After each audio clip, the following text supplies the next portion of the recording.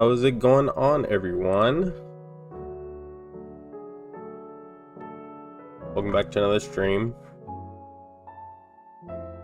Oh, I was trying to move my stuff out of the way, move my camera out of the way, because I am doing a Game of the Year stream. How am I supposed to do this? I want to make myself a little bigger today. I also want to show off my other self. I guess I don't really need this one on. Take that one off.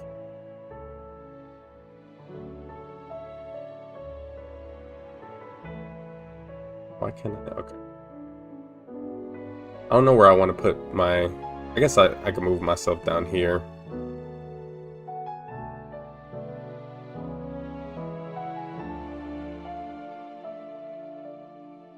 Looking a little ragged today, but it's alright.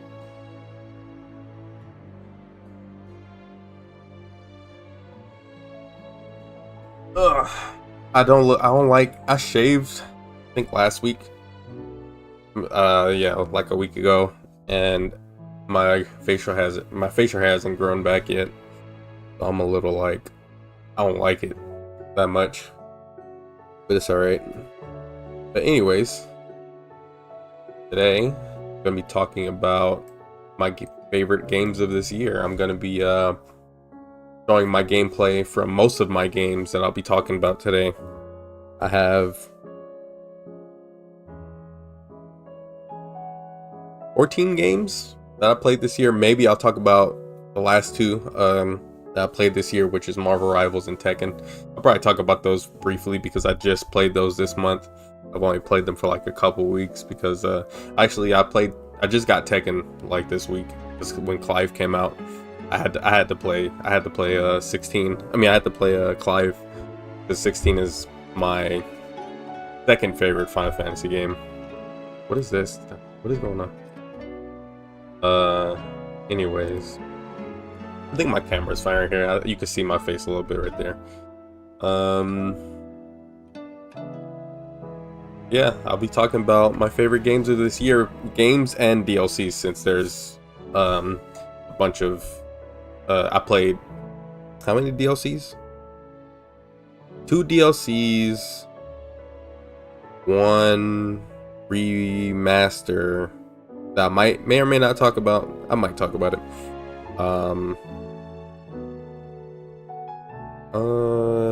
2 remasters, I guess, with SMT5, but I haven't finished SMT5 Vengeance yet. I'll probably still talk about it since I do have gameplay of it. But anyways, I'm getting started right now with the Final Fantasy 16 Rising Tide DLC, which I forgot came out this year. I wasn't going to talk about it for some reason. I guess I just forgot about it. I got 2, whatever, it doesn't matter. But yeah, starting off the stream, I'm not numbering the DLCs. Usually I would like number the DLC, or not usually I would, but I would. I don't know how to number my like last year was much easier. I had my set list of games that were from whatever number I started with to my number 1 favorite, which was Final Fantasy 16 last year. But this DLC obviously does a lot of what made Final Fantasy 16 great, and explored upon the story of Leviathan the Lost, who is the last icon that wasn't involved in the main story of Final Fantasy 16, which means like it's kind of like a what if scenario. Like, what if Clive got the ability of Leviathan before fighting Ultima, and become the complete perfect being that he was meant to be. I don't believe Clive... Hold on one second. I don't believe Clive...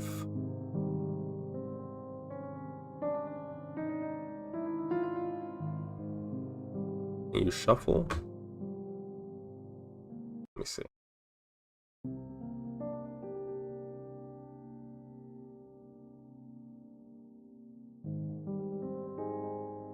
want to listen to or put something else on. Where is it?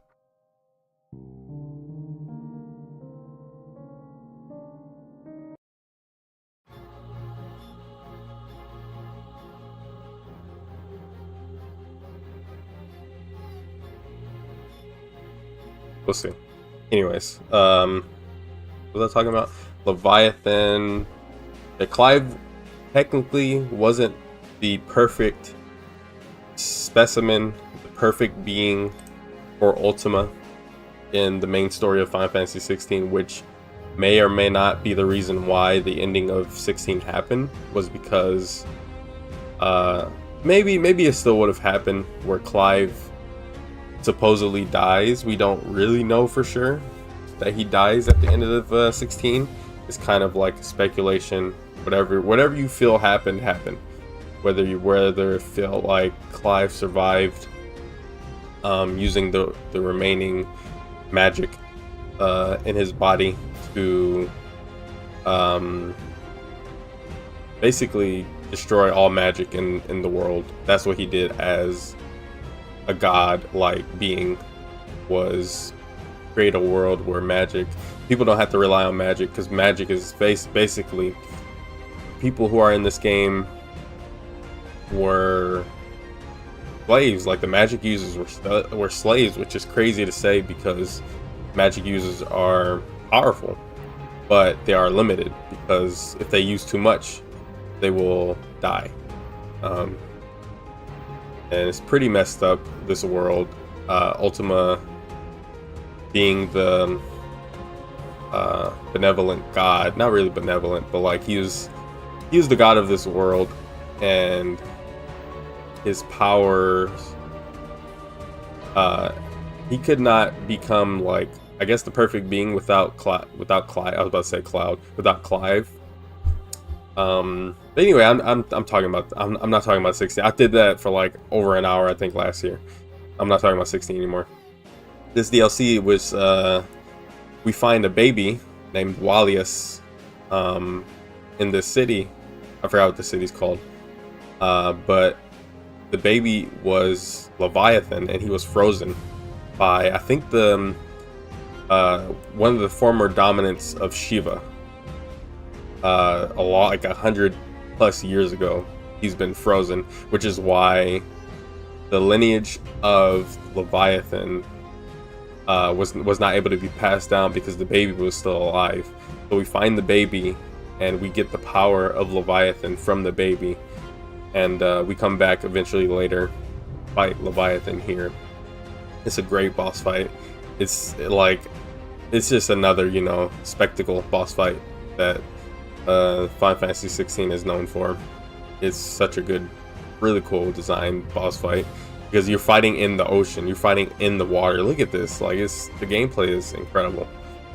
That's something that Final Fantasy 16 does better than a lot of action games, that I feel, because it's just like Square Enix's spectacle. Like, they really love the spectacle, and they really did a great job with this game, I feel, in terms of everything. Like, this game the DLC gives you a lot more time with your characters. Maybe not as much as some people would want, but I felt that with the last two DLCs, I don't think I talked about the first DLC last year when it came out. Maybe I did. But having Jill and Joshua fight by you the whole time is pretty fun, pretty cool. The DLC is pretty decently long. It took me, I think, 3 streams to finish it all, not counting, like, I think the last stream I did was part of the Iros Gate, the DLC where it's like you go and it's like an arcade mode thing where it's like a, what is it called, a roguelike, where you just go and, like, you fight a bunch of enemies, you get a level, like, you get increases to things and whatnot, and you can pick your own moveset to use. You have to, like, do a bunch of combos, can't get hit, or else you get a worse score and whatnot. But I never really got too far in those. I got a little bit far in, but not too much because it's very difficult. It's very difficult to finish that. But you eventually get to Ultima, and you get Ultima's powers. They actually let you use Ultima's icon abilities, which is cool. I did not expect them to do that. It's like he has like super cool looking moves that you can use. The thing is, in this game, in the base game, Ifrit is a icon, but he only has 3, I think maybe 2 or 3 moves you can use, icon abilities, and but he doesn't have not a finish. He doesn't have like a super move in his icon tree, which is I always found weird.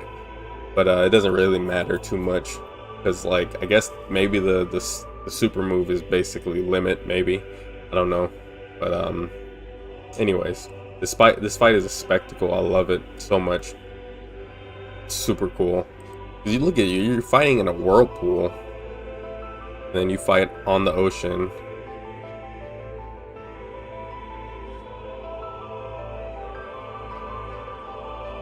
This fight was pretty difficult after I think in like the last phase of his fight. With his like certain moves you have to dodge in time. I've been putting off the stream for a while. I not on purpose, because this work has been incredibly the most annoying I've ever felt. The most annoyed I've ever felt with work ever. It's crazy. Anyways, I wish Final Fantasy 16 didn't have like bitrate problems, because every time I try to every time I try to game capture or phone, like, capture the recording of my gameplay, like, I can't see anything. Like, it's so like blurry. It's crazy. It's because it's too many particles, too much going on screen. It's crazy, but it's still, like, in game, like on PlayStation, like playing it on PlayStation or PC, it's clear, it's crystal clear. But watching someone play it is horrible. The bitrate is horrible. But anyways, I don't really have too much else to talk about with 16's DLC. Really cool boss fight, really interesting story from what I remember. And you get the last 2, I guess, icons in the game, which doesn't change anything story-wise. The same ending still happens. They didn't change the story at all with even if you have Leviathan, I'm pretty sure, going up against Ultima. I didn't rebeat the game after I beat the DLC. I do want to go back and play the game again. I might do that on stream eventually. And play through the game again with Leviathan and Ultima's icon abilities, because it's cool. It's so cool. You can actually like use Ultima's icon outside of Iros's Gate or whatever it's called. Because I thought it was locked to like that called, not mini game, but that mode. But it's you can play the whole game with it if you want. Anyways, I'll move on to, I guess, Elden Ring. I think I did stream Elden Ring. I think I did.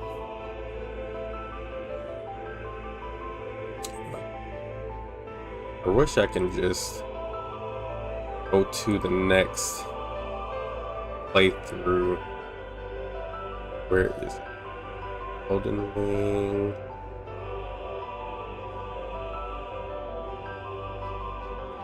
$16, $7. Where's Elden Ring? Oh, here it is. I don't want to have too many tabs open, because that's gonna kill my thing.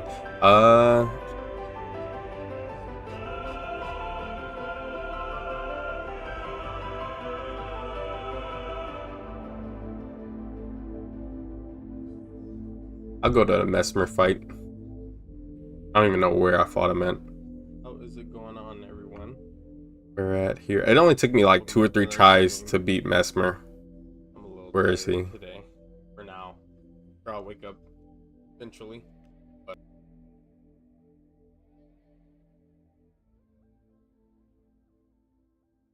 I'm trying to like see where the boss health is. That's where I can usually tell.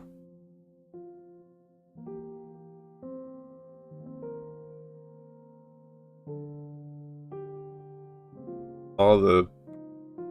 Oh, is that him? No. Was that after the Scattertree avatar? I don't think so.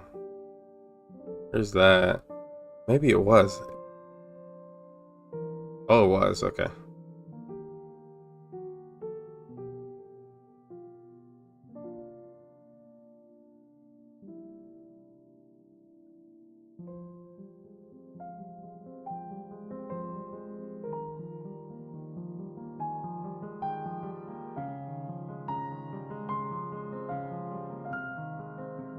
All right, so what is this DLC called? Shadow of the Erdtree. Should not have even been close to getting nominated for Game of the Year. This game took a spot from literally any other game that came out this year. Should have been Stellar Blade or what else came out this year?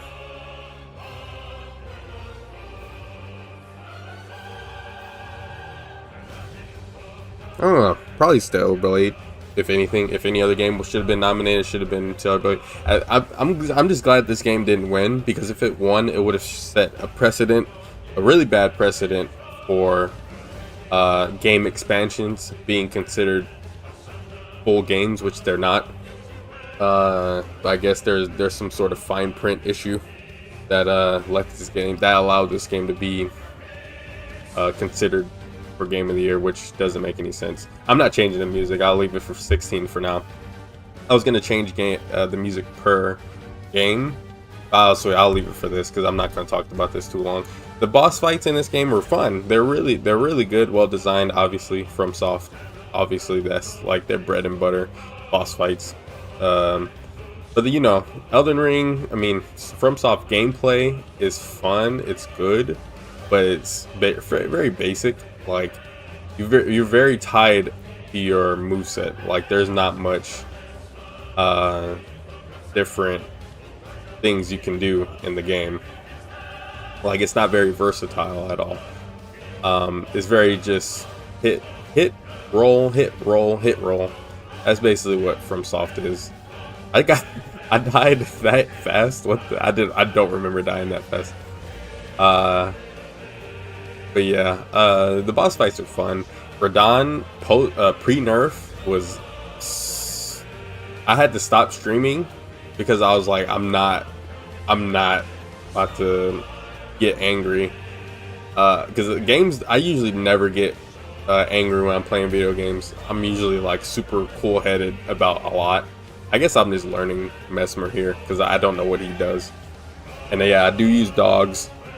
Mostly the dogs, because they're a little tanky and they draw aggro. So I don't really care when it comes to like being a pure no flasks, no... If it's in the game, I'm gonna use it. But anyways, I wish this fight in particular, had 2 full health bars to take down Messmer, because you get him to half and then he goes into the second phase, which I figured he would have a full bar and then he would have another form, but nope, he just has basically one bar of health that you just need to take down, and that's it.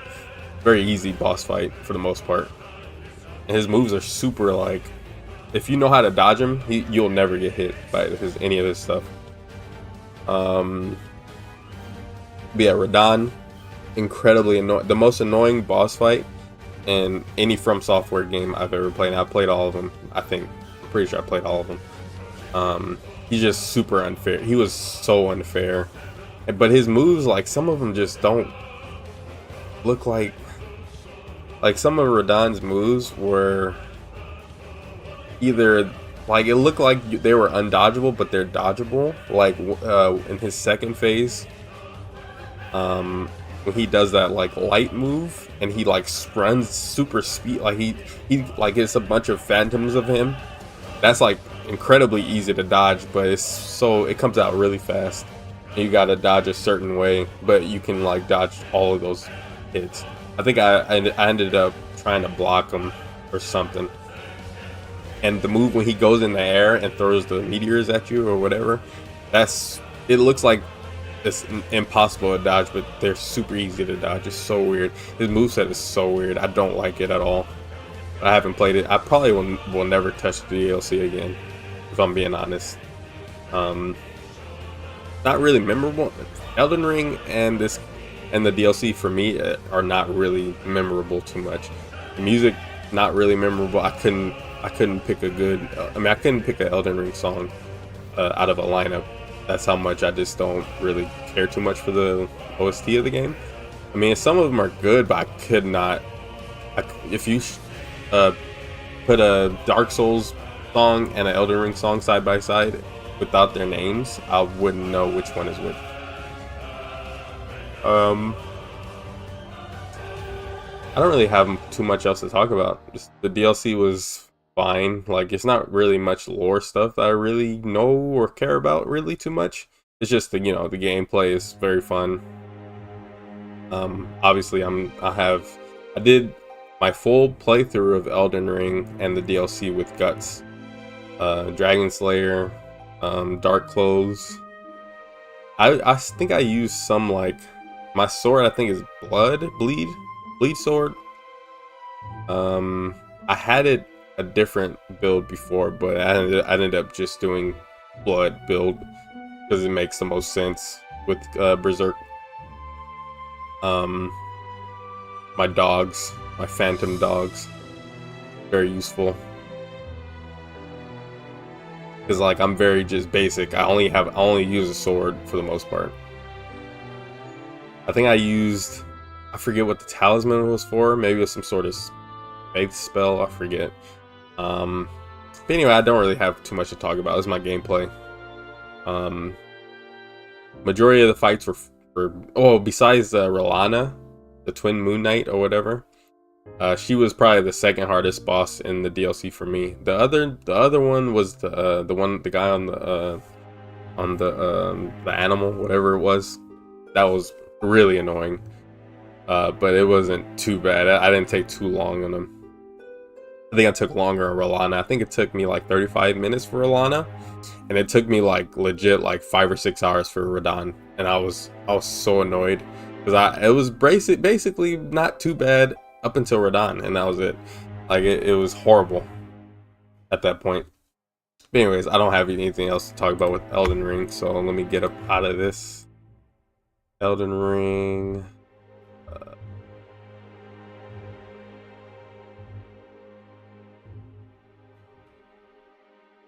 Those are the 2 DLCs out of the way. I don't know what number to go by. I was gonna go by like date of release, but I don't think I want to do that. I guess I won't talk about SMT5. I didn't beat it, and it's a remaster slash, not a remake, but it has new content and stuff. But I didn't even get to the new content yet in that game. I'm still like I'm barely in like getting into the new content and stuff in this game.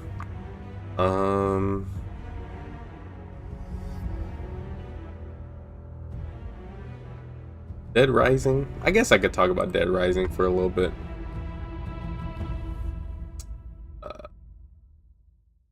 No, I won't. I won't talk about Dead Rising. It's just a remaster. It was very fun. I really enjoyed Dead Rising remaster. It has so much quality of life improvements.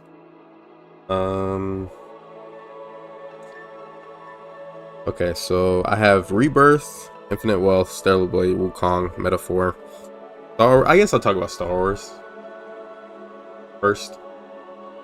This is my... No. I don't have... Never mind. I don't have gameplay of Suicide Squad, so I won't talk about Suicide Squad. Maybe I'll talk a little bit about Suicide Squad. Um, the one I would talk about Mario and Luigi Brothership, but I don't have gameplay of that either. I'm so upset because I didn't stream it, and I don't want to just put up a picture of it. I could, but I don't want to. I wish I streamed Outlaws more because I had a great time with this game. What the?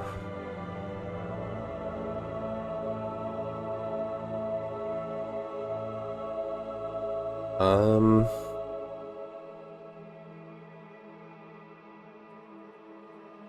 What I would do, I'll talk briefly about Suicide Squad and Brothership. The Suicide Squad is probably going to be my number.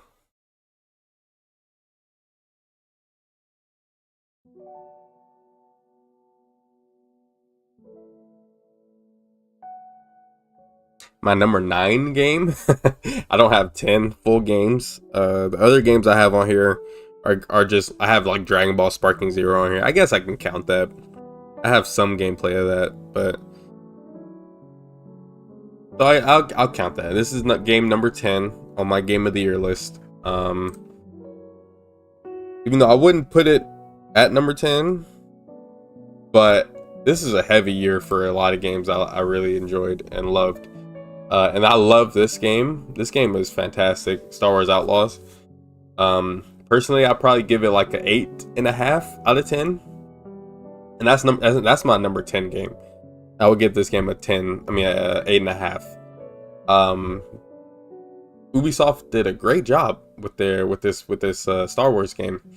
It feels like this is like one of the only Star Wars games that I feel like I'm in a Star Wars world.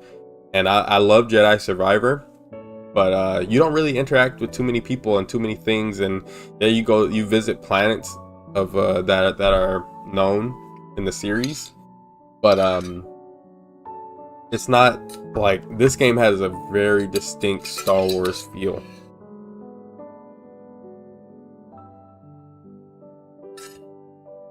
Like this game has some crazy, like really interesting locations.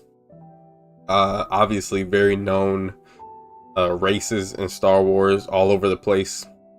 And the city is like every town, every city you go to is always bustling with people talking all over the place.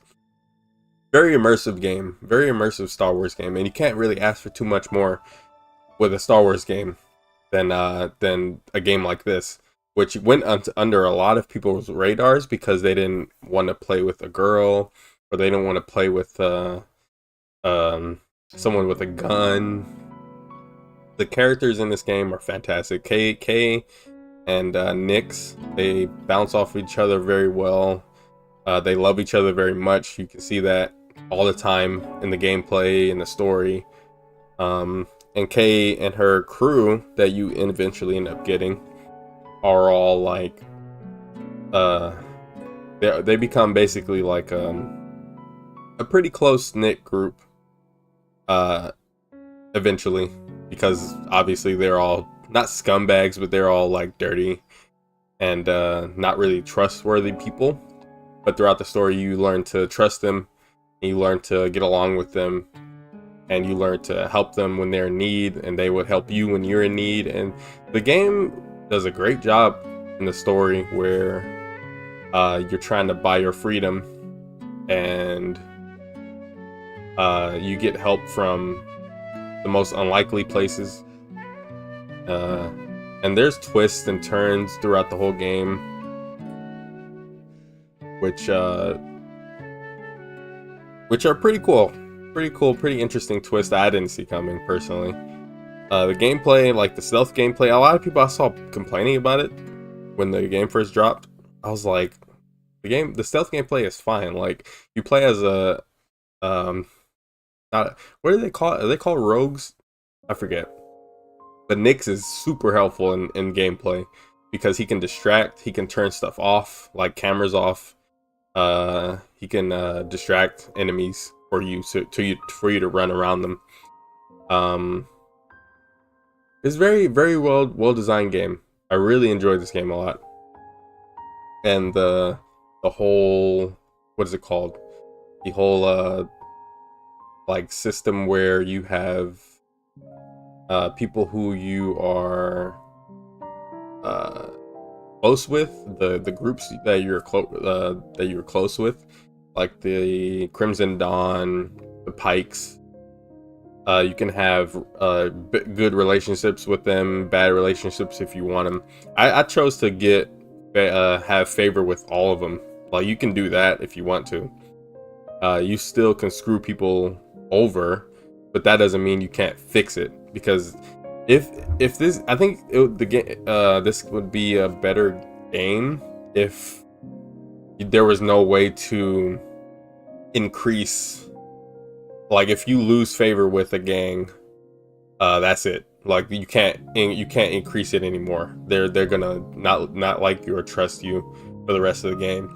But if you like steal some stuff and you give it to them, that increases their favor. So it's like you do something bad to them and then you can do something good to them, and then they'll forgive you. So it's like it's very interesting. Something pretty.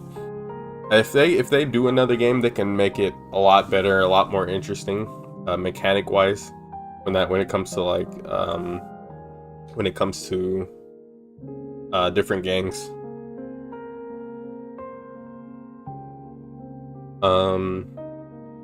Story was very fun. Like, it's very Star Wars filled areas that you go through, and like you go through a bunch of, I think you go through a Star Destroyer at one point.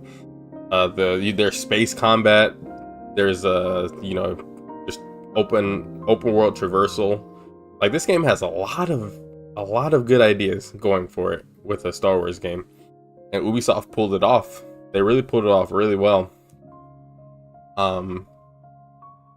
Gameplay was fun. The blaster, you get like a bunch of different blaster upgrades that you can have. Like a explosive round, basically explosive rounds or burst rounds or just regular rounds, which all very important for certain enemies, for certain just situations. I use the explosive one a lot because it just creates a big old explosion if you hit like a certain area, and like you can kill a bunch of people at once if you wanted to. There's like grenades and stuff. I didn't really use grenades too much in this game. I kept forgetting about them because you have to like press like the D-pad and then press another button to throw the grenade. It was very weird. They should have grenades just set to one button, but Nick's was set to one button, so they couldn't, like, I guess they couldn't work around that. So they had to, like, I think you had to press like left and then triangle and then throw it. So it was very tedious to throw a grenade, just to throw the grenade. But anyways, let me see some gameplay, some fighting here. Oh yeah, and there's a speeder. Like, this game has a lot of stuff. You have your own ship, you have your own speeders. Where is the gameplay? Or the action combat?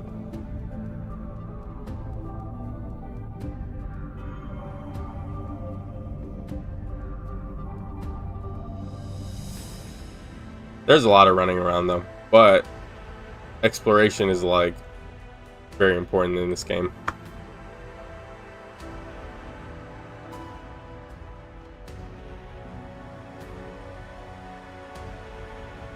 NPCs, what is it called? Like, enemy NPCs weren't that terrible. It was actually pretty challenging a lot of the time, the gameplay.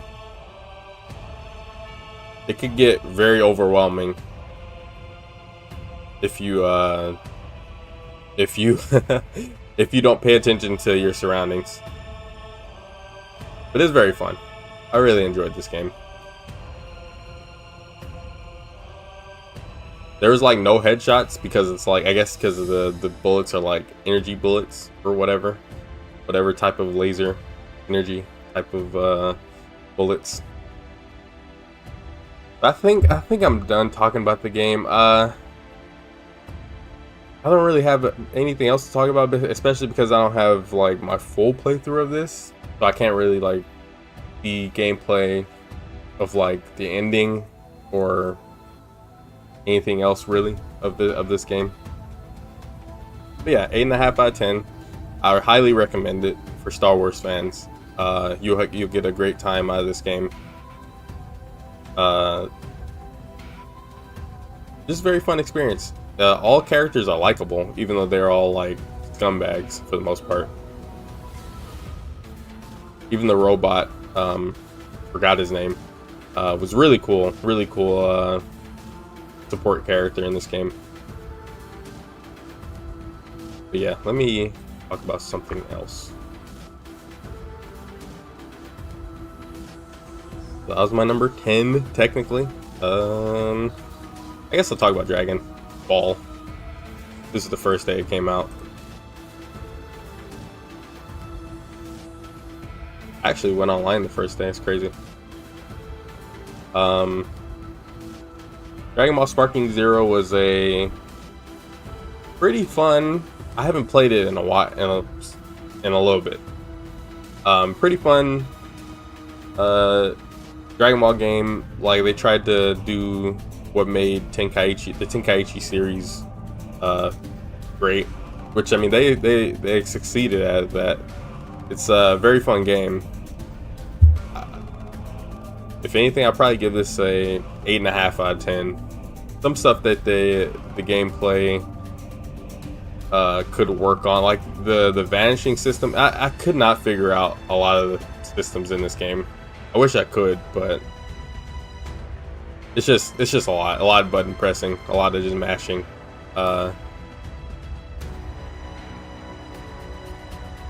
Key system. I mean, everything is Dragon Ball. Like the I don't know. I don't really know what to talk about with this game. It's just I really like the story mode, the what if scenarios and whatnot.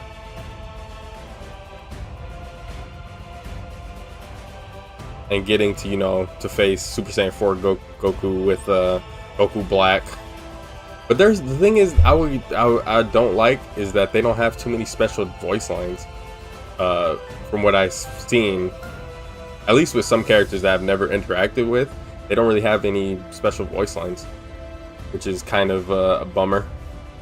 Because like I would have liked to see like what Super Saiyan 4 Goku says about Goku Black, Super Saiyan Rose, but they don't have anything. They don't have anything going on. Even in story mode, like that would have been a cool what if scenario. Like what if Super Saiyan 4 Goku, like what if like Goku Black tried to take over Super Saiyan 4 Goku's body or something, but they didn't. They played it too safe in story mode. There's not too much wackiness in the story mode. I think the closest thing that I've seen is the Gohan Black stuff, but they don't even go that far with that.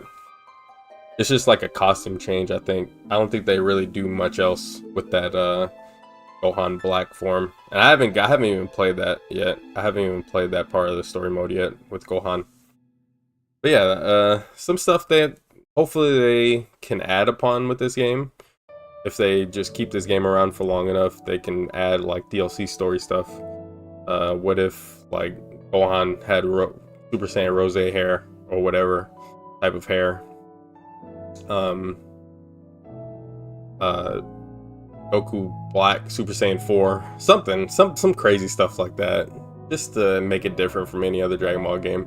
This is pretty much just Dragon Ball. Like there's not much to it, except for, you know, playing an updated version of the Tenkaichi series is great in itself, but they played it very safe, I feel. I'm not going to talk about this game anymore. It's very fun. If you're a Dragon Ball fan, obviously, you already have it. Great fun. Probably doesn't like, it's not like not gonna keep you around for that much, but for like if you ain't got nothing to do one day, it's a good game to just put on, play online. Online was annoying. I stopped playing online like the first like week of the game. So I was like, these people are just so annoying, I'm not playing this anymore, so stopped. I should talk about Tekken 8, but I don't have Tekken 8 streams yet, so I haven't streamed it yet because I'm trying to get better with my Clive, so I'm not gonna play the game on stream until I'm confident in my ability. This is my number 8. Uh-oh. Why did the stream go down? I'm not even doing anything.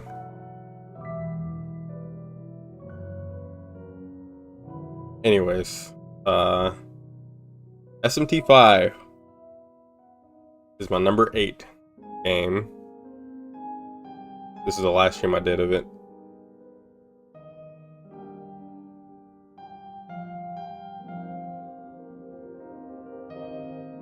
SMT5, I love this game. When it came out for the Switch, I loved it. Even though it was obviously tied down to the Switch, it was tied down to lower frame rate, lower graphical settings.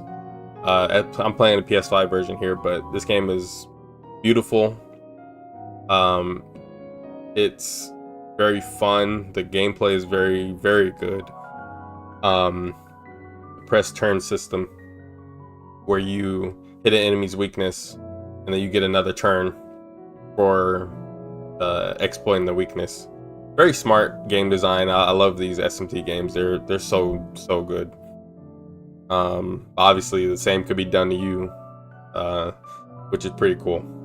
If they hit your weakness, they get more turns and whatnot. Story of this game so far that I played it was basically the same as the original, except the new character, Yoko. I forgot her name. She's like a cog in the wheel. So far, I didn't really get too far. Like, there's not much to say really about her, except she's like a realist, and she's very like not negative, but like she's very real in with what she says. I can't really talk. Honestly, I can't really talk about the story. Besides the it's different. Like from what I've played, it like these people, these new characters. I forget what they're called, and I forget what they're trying to do. But they were fun. Fun boss fights from the ones I've fought. I haven't got too far, so can't really speak too much. It's basically it's different from the original, because at this point we would be fighting that Lami character, the character with like a bunch of tongues and stuff, a bunch of faces or whatever it was. Yeah, I don't really have too much to talk about. So far, this game is like a 8, 9. No, I'll give it a 9. I'll give this game a 9 so far. Probably higher than that if I beat it, because I love the original. The original I felt like it was a 9. And this game just further improves that, and it's not locked to Switch anymore, which is good. I'm not going to talk about it anymore because I haven't beaten it, so there's not really much to talk about, unfortunately. So that was my number 8 game.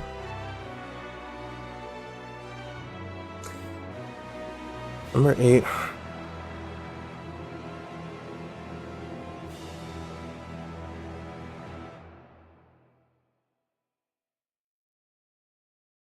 This is starting to get hard because I don't know what to talk about next.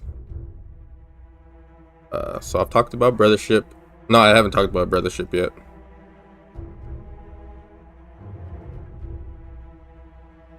I guess I won't talk about Brothership since I don't have gameplay of it.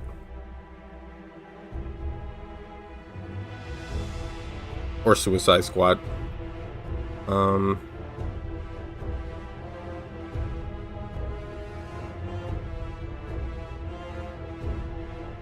What did I talk about already? I don't even think I talked about like my actual game of the years yet.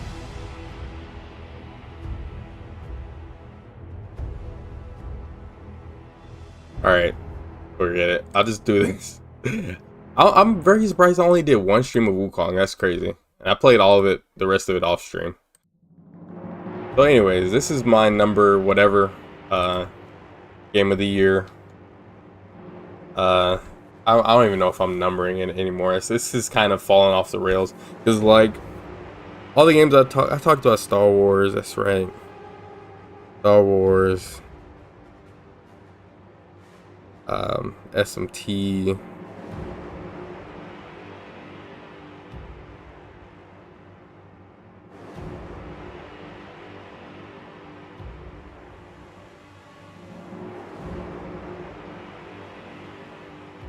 Whatever. This is my number whatever game. I'm not numbering it anymore. I'm just gonna go down the list. I'm not gonna number them anymore. But yeah, Wukong, Black Myth Wukong. So this game was a very interesting game. You can tell that this game was the first game that these people made, like first like big game, console game that these people have made. Game Science, I forget what it's called. Very good first game for this development company. There's a lot there's a lot that needs to be fixed if they make another game. This game sold incredibly well,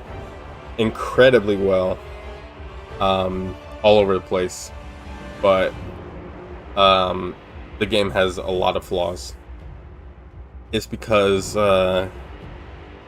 what the game does well is its combat. Its combat is very good. It could be better, but from what it is and what you're able to do with your combat, it's passable. It's fine. Not that bad. Use a staff the whole game, or a spear, for the most part. Game mechanics are also pretty interesting. There's multiple ways to kill, fight an enemy. The thing is, there's especially like for your stances. There's one where you go on your pole and you're up in the air, and the pole is just sticking on the ground. Really cool looking. Not very useful because you can be hit out of that. If the enemy is doing like a ground move like that affects the ground, if you're up in the air, you think you would be cool, like you would be fine in the pole stance, because that would be like you're technically not on the ground, but you still get hit because for whatever reason. It's pretty. I didn't understand that. That's like way later in the game though, when you get that stance, or not way later, but this is later in the game where you get that stance, and it's not really useful. With some staves, like there's a dragon staff that when you use the power pole and you slam it down, it does like a dragon comes out. It's pretty cool. Some of the effects, there's a lot of really good effects and whatnot in this game. Like the graphics are also really good. What is it called? The abilities are really cool too. I really like the stone monkey. I like the I don't even remember the other ones. If I'm being honest, I don't remember the other abilities. Though the time one, the time where you can stop the enemy, or you can like use it as a counter and it stops them for longer. You can break, like you do enough damage, you break it and you do a lot of damage. It's really cool stuff. Like some of that stuff is really cool. I just wish the staff itself had different moves you can do, because you basically do the same move throughout the whole game, just like FromSoft. Like you do the same move over and over again, and I guess they can get away with it, but this game not really too much. Mechanically, this game has a lot to improve upon. A lot. I don't really remember everything, but from what I remember playing, it has a lot of stuff that should be either fixed or they should learn from their past mistakes with this game. A lot of invisible walls, which like you look at a place it looks like you can get to, and you can't because it's an invisible wall, or you die from from falling or something at a certain point in the game. Some enemies are just unfair, like those not unfair, but I don't know, a lot of the enemies are pretty interesting, or the lore of the game is pretty interesting. I really enjoyed the lore part, the lore with the bosses, just enemies in general.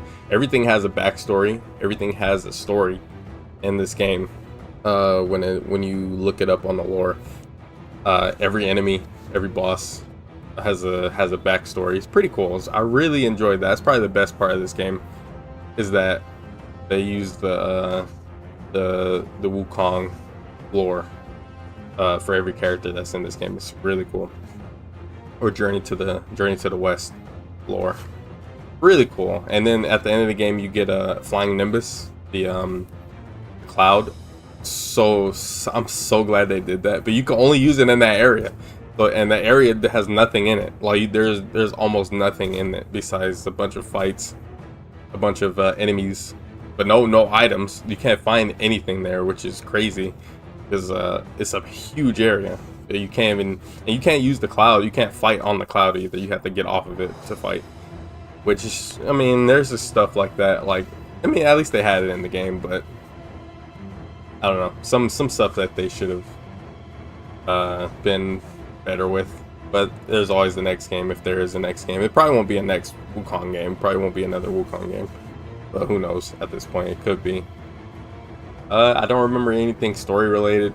Don't really have much else to talk about besides gameplay, and area designs were fun. But at a certain point in the game, I was like, all right, I don't want to go through like a big ol' area and find nothing. It's like Elden Ring. Like, you go through Elden Ring, huge area, huge world, not much to find. Not much to find at all, really. Like, all the stuff you can find is either gonna be in dungeons or when you beat bosses to get their like stuff, but not really. Yeah, it's not really like too much to find in this game. I mean, it is, but not like that. The level, I mean, the what's the name system to level up your gear is also pretty crazy, because they ask a lot. They ask you to get a lot of stuff to upgrade your stuff later in it, and a lot of people didn't even find the hidden area of the game where all your companions or all your people gather, so you can like use their shops and stuff, and you get the blacksmith guy. A lot of people didn't even find that, so a lot of people didn't even upgrade their stuff throughout the game, because that's the only way you can upgrade it, is by going to that secret area and upgrading your stuff through the blacksmith guy. A lot of people didn't get that far, or didn't get that didn't do that part, because it's not really clear to do it, which is crazy. It's just crazy that it's like that. But that tiger boss fight, that well, what is he? I think it was a tiger. It was pretty interesting. He had a pretty cool boss fight. He had a big old cleaver, and you can get his little summon thing from that. Anyway, I don't really have too much else to talk about with Black Myth Wukong, honestly. Fun game. Definitely a lot of areas that they can improve on, but from what they did, it's pretty good. Pretty fun experience. It just got old the longer I played it. But yeah, that's probably about it with Wukong.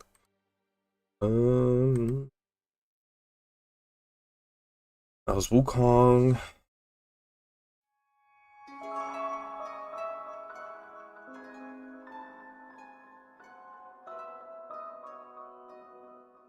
All right, now I'll talk about not better than Rebirth.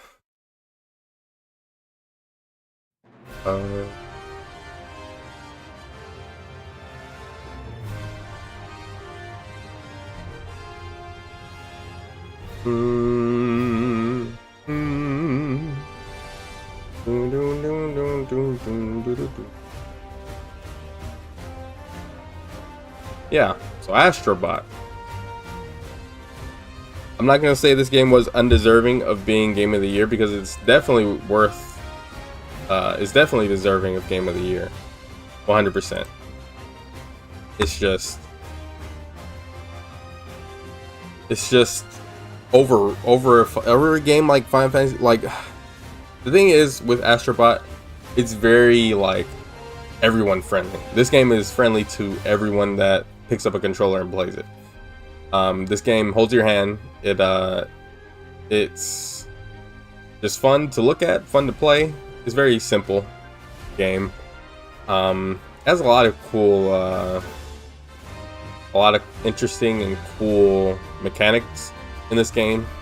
That people compare it to Mario Odyssey and whatnot. I'm pretty sure the axe isn't that heavy in God of War, because anyone can pick it up. So I don't know why it's so heavy right there. Anyway, you know, it's a game that showing love to PlayStation's life, really, from beginning to the end. Well, not the end, but the beginning to where we're at now. A lot of love went into this game. So much love went into this game, and continuing, because they're still updating it and whatnot.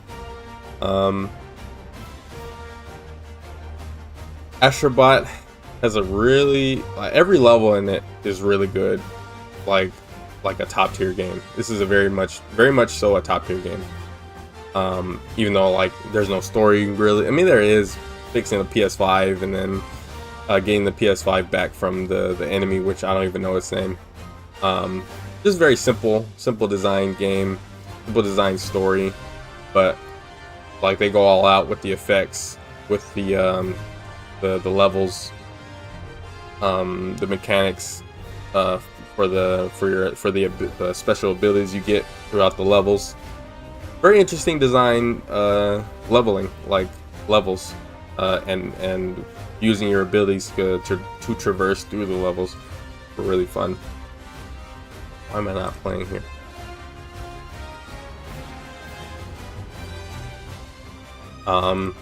Yeah, the homages to PlayStation's most popular games.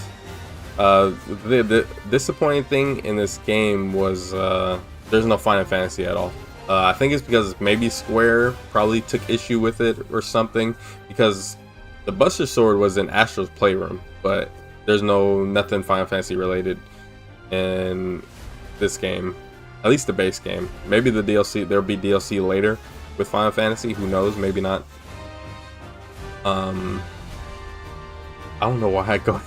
Oh, I think I'm trying to find something. The hidden things in this game, not hidden. I 100% this game. It's pretty easy to 100%. You just have to get all the puzzle pieces and whatnot, and do whatever else in the levels. Find the secret areas and whatnot. The hidden levels, like the triangle levels, circle levels, and all that, really, really, really challenging, really fun though. But yeah, I don't think, like, despite this game being a great game, like a legitimate 9.5 out of 10 game for me, despite that, like in terms of like this game lacks story. Obviously it lacks like emotions. I mean, I guess you can feel them sometimes because you feeling emotional because you see a bunch of characters that you know and love throughout PlayStation's history in this game. But yeah, like it lacks a lot of things that other games were better with this year. But in terms of like just picking up and play it, this is easily the best game you can pick up and play this year. Easily, hands down, the best game you can pick up and play this year without having to worry about any of like story, without having to worry about really anything. I guess that's where this game excels, where other games didn't this year, which is pick up and play factor, which is what a lot of people base like a lot of like good not good opinions on, but where a lot of people like I'm guessing that's where people, whoever that voted for this game to be game of the year, that's where they felt like I'm sure a lot of people in that game of the year thing at the Game Awards, I'm guessing a lot of those people pick up and played Astrobot more than any other game this year. Like, I have a feeling that maybe like not even a fraction of people played and beat. The people who were voting should have played and beaten every single game of the year in that category, because not really fair if like a lot of people just play one game or play like a game because it's easy and they don't want to touch the other one, so they just base their opinions off of other people and whatnot. It's I don't know how they do it. So maybe they do play them all and they have to give like their 100% opinion on it, but I highly doubt that. Anyways, don't really have too much else to say about Astrobot. It's a really, really great game. Very much very much a contender for game of the year, but not my personal game of the year. I put a few other games above this I'll be talking about next.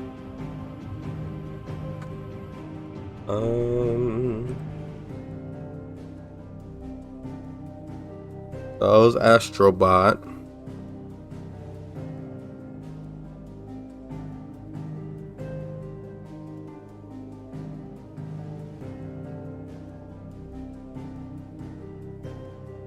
So we're getting down to the wire.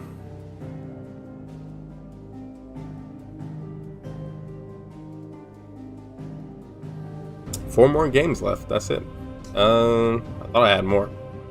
So the next game is this amazing, fantastic game, Stellar Blade.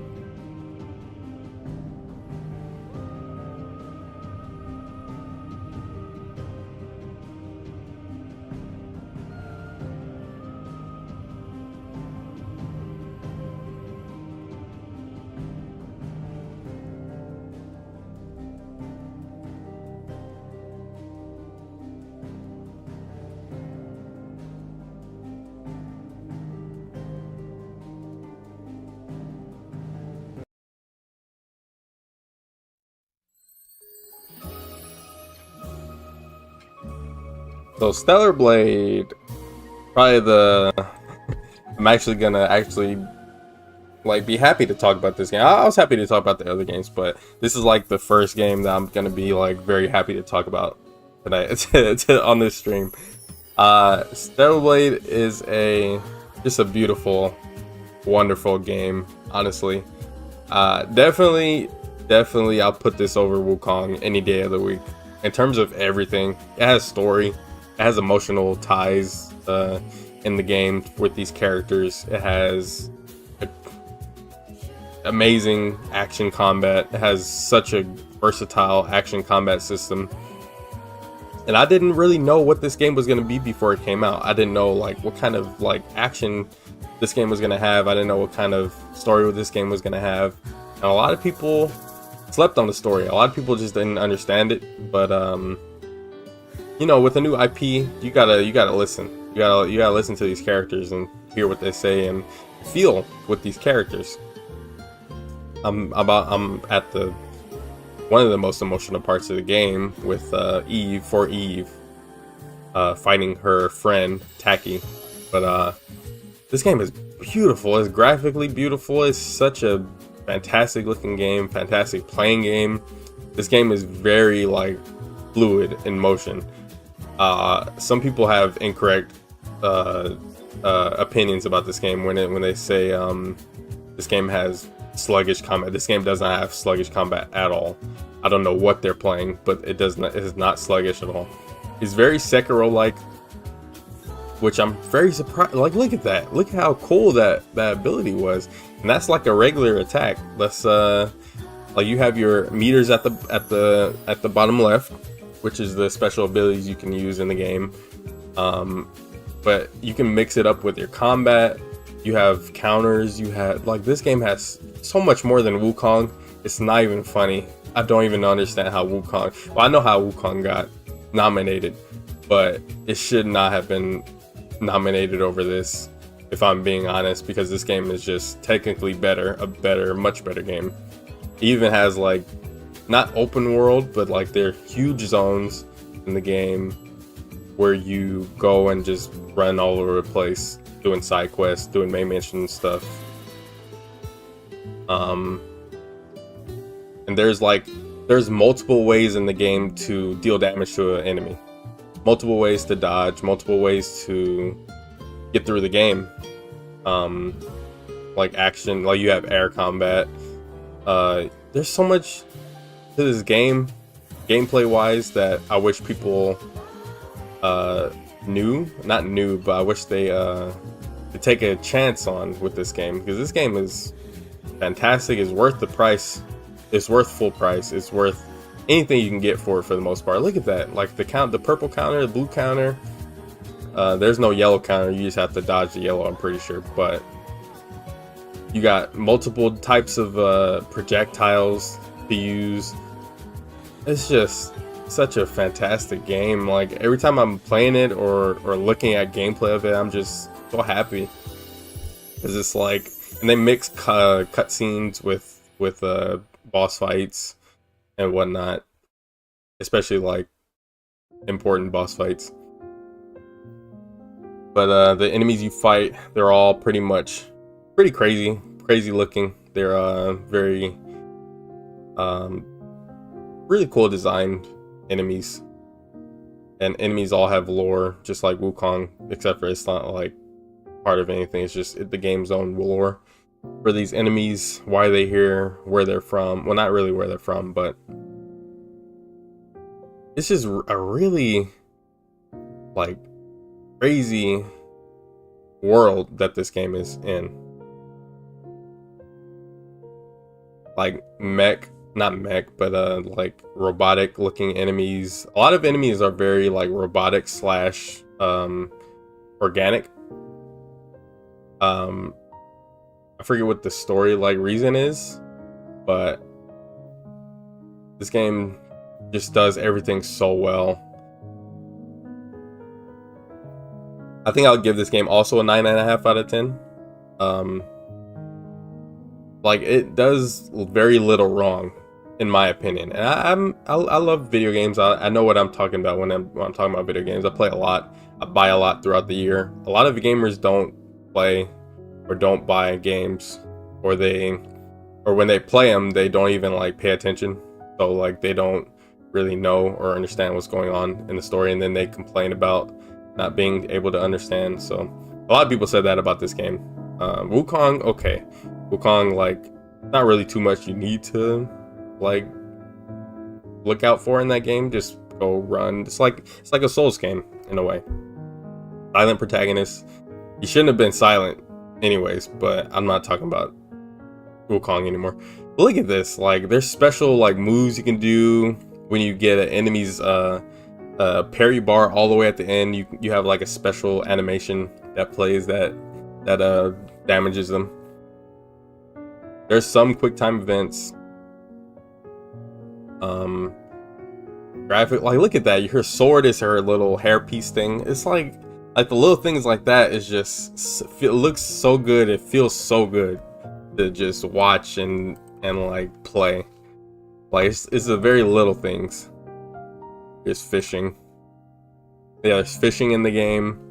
There's some mini games like this, picking up cans, because Eve loves her little cans. And you run into characters. Like there's actual like people in this game that you can talk to and get quests from or whatever. Like people you actually can care about, you know? This game also didn't have a photo mode when it came out. Now it does, but for some reason this game did not have a photo mode. I have no idea why.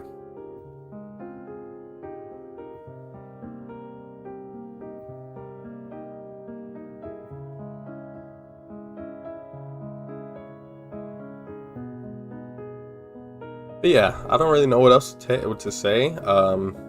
There's multiple endings, which is another plus. There's three. You can play this game 3 different times and get 3 different endings.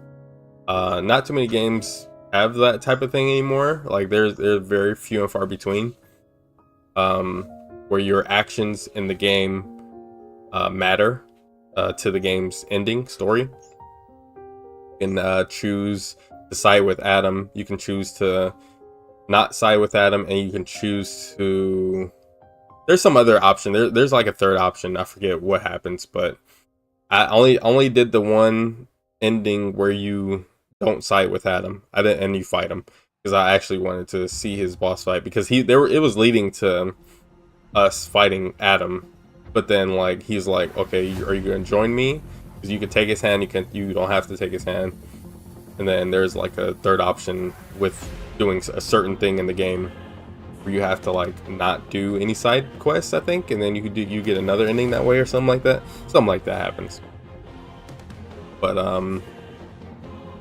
yeah, don't really know what else to talk about. The music in this game is fantastic. This is like Square Enix level of great music. I forgot the dev company that made this. It's a mobile, like they make a lot of mobile games and whatnot. But this is also I don't know what I'm doing right here. This is also this company's first like AAA like big game. I don't know if it's AAA. I think it's AAA, but it's their first like huge game that they made for consoles, and it's coming out on PC. I'm pretty sure eventually. But the same thing with Wukong, but these people, they did a better job, I feel. Maybe Wukong should have been more like this instead of like because I think Wukong is probably a little bit too ambitious. This game is very like, it's not simple, but it's more simple than Wukong, and it does so much good. It does so much more better than Wukong, in my opinion. So that's gonna be a Stellar Blade. Great game all around. Like I couldn't really know, like I don't really know what else like to talk about negatively. I talked about a lot of stuff that I didn't really like about Wukong. But this game I can't really talk. I don't really know what to talk about really with Wukong. It doesn't have too much stuff that I didn't like really.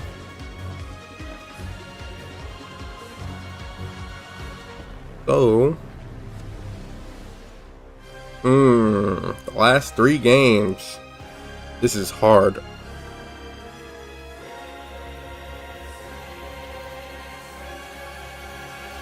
I'll do this.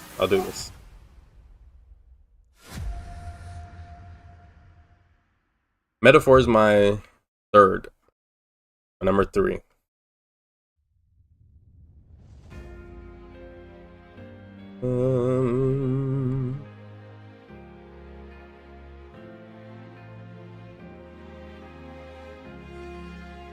So, Metaphor ReFantazio. Let me.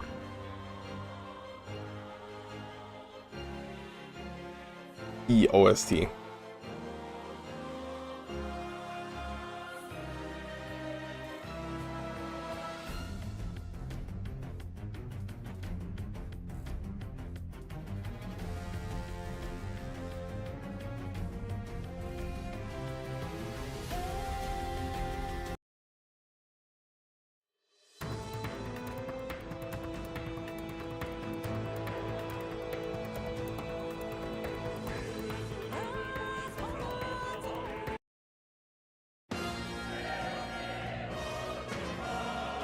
So Metaphor ReFantazio. This game is near perfect. Near perfect game. Near perfect Atlas game. I think the Luis is a really strong villain. I think though they probably could have made him more. Made him have more presence at certain points in the story. He has a lot of presence in the story, and we're always doing something around him. Like Like he's always involved in the plot, even if he's not around. Which that's a great thing. That's a great thing for a villain. But I like there's certain points where I was like, why isn't Luis here, or why haven't we seen him in a while? Even though if we're talking about him, we haven't seen him in a while. Like, what is he doing? We eventually that like we see a lot more of that at the last like half of the game, but this is like halfway through right here. When things started to pick up with him, we almost tried to assassinate him at this point.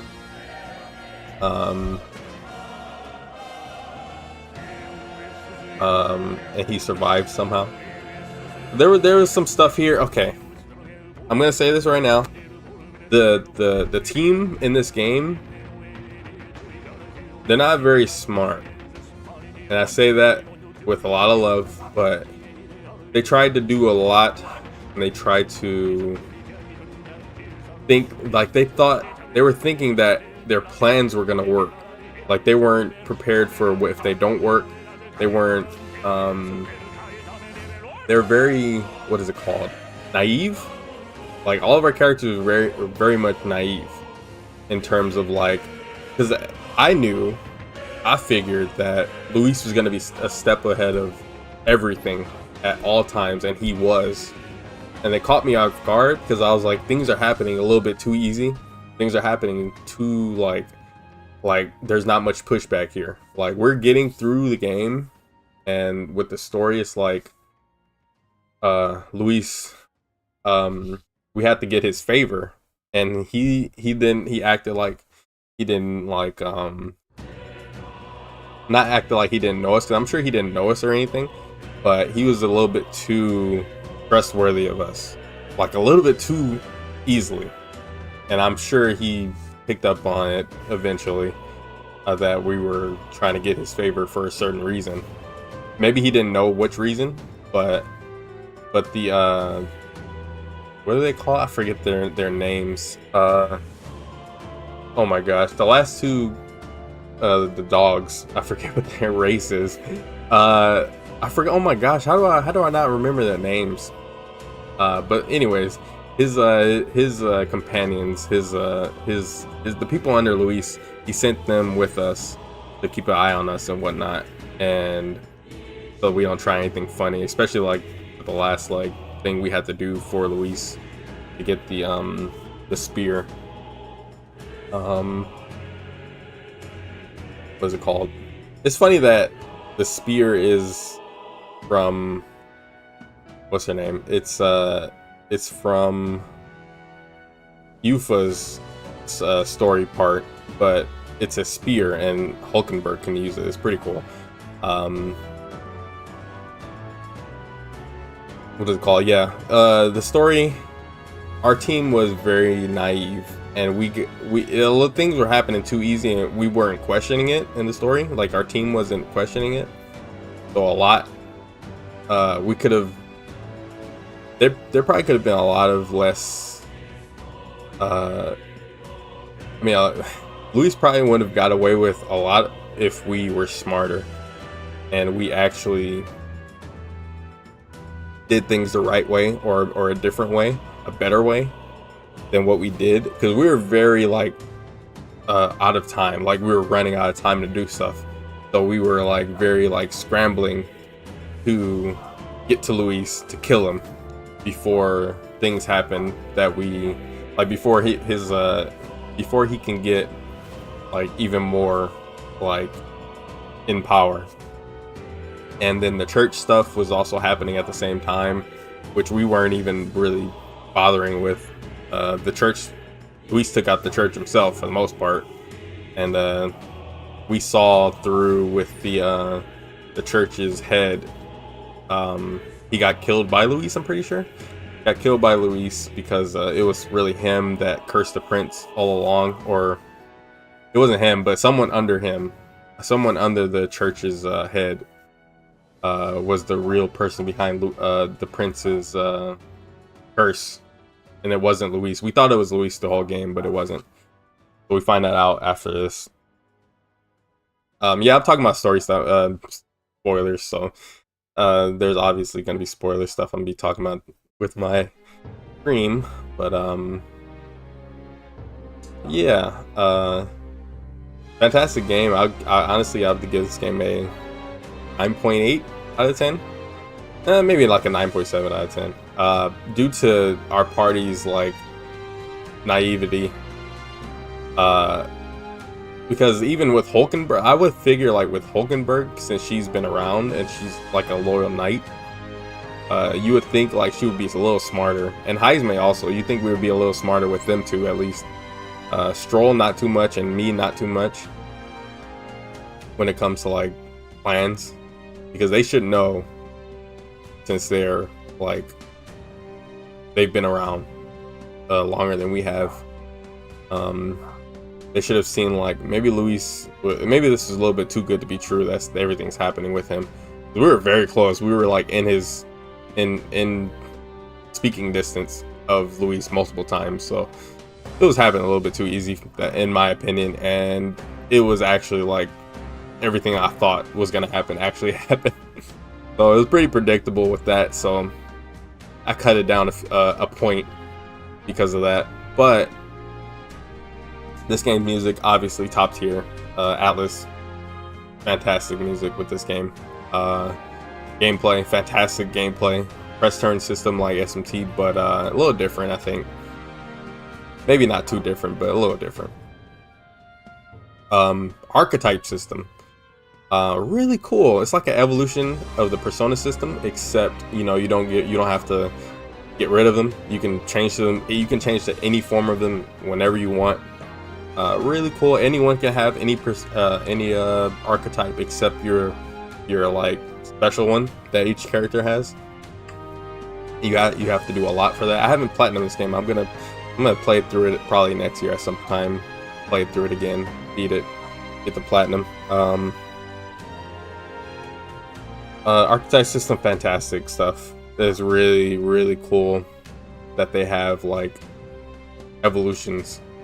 Basically like Pokemon evolutions, sort of, not really, because like you have to level up certain classes, certain archetypes to get a special archetype, like to get whatever archetype you want next. So you have to like max out a bunch of them. If you're trying to do everything, you have to max out a bunch of them in order to get that archetype, to get that next archetype. Then more come available throughout the game. There's a decent amount of them, and there's an archetype for every situation for the most part, which is cool. Like, it's really cool. Like this is what sets this game apart from SMT and Persona. The archetype system, and characters are top tier in this game. Also, the characters are so well written. They're well oh my god, they're well written, and their dialogue. Their voice actors do a great job throughout this whole game. I didn't hear like a single like out of character line or anything. Like everyone stayed true to their characters, and their voices were just immaculate the whole game. Fantastic stuff for real. What's it called?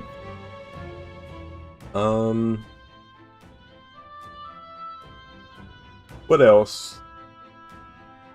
Excuse me. What else? Music, gameplay, story. Oh, level designs. Level designs are fun. There's actually like areas you can actually visit, like side areas, or just like, yeah, basically side areas, or like main dungeon areas where you go through a big dungeon, like Persona, and then you get to the boss at the end or whatever. Pretty well designed areas. Very cool. Very cool to see the world of this world, because this world is like super fantastical. It's really like really cool. It's very different from anything else that Atlus has done before, because we're not in Tokyo, we're not in Japan. Like, they can't just use Japan over and over and over again. This is something completely different. City designs, all pretty cool. They're all different. Character designs, fantastic stuff. Like, great stuff. I love every single character design. They're all so unique in their own way. And I didn't even talk about this, but the main protagonist has a voice. He's a voice acted character. He doesn't talk all the time, but he talks a lot. He talks more than any other Atlus protagonist that I've played in their games.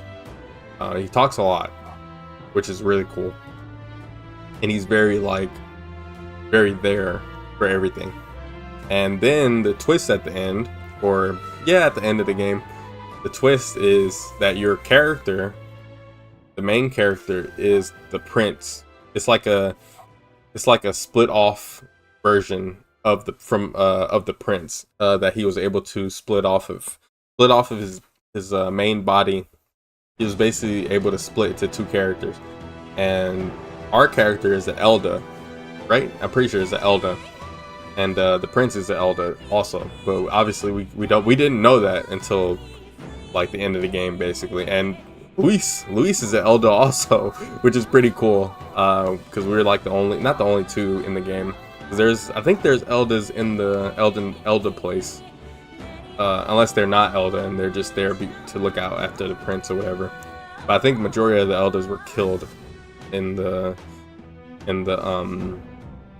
there was like a siege or something that happened with Luis, or the church that tried to get rid of the prince, tried to kill him or whatever. Something happened, something like that. Maybe it was the former king's wife or whatever she was that had us be born from her. Something happened, I forget, but very, very, very good stuff. We obviously become prince. Eventually we get the prince archetype, which probably should be the king archetype, but it's called the prince archetype. It's the most busted archetype in the game. Yes, such powerful moves, and if you have your setup right, you do so much damage to everything. It's crazy. But yeah, this is our character now with the white hair, the prince's hair. We're just the prince now, who doesn't have a name technically. He's just the prince. He was always just known as the prince.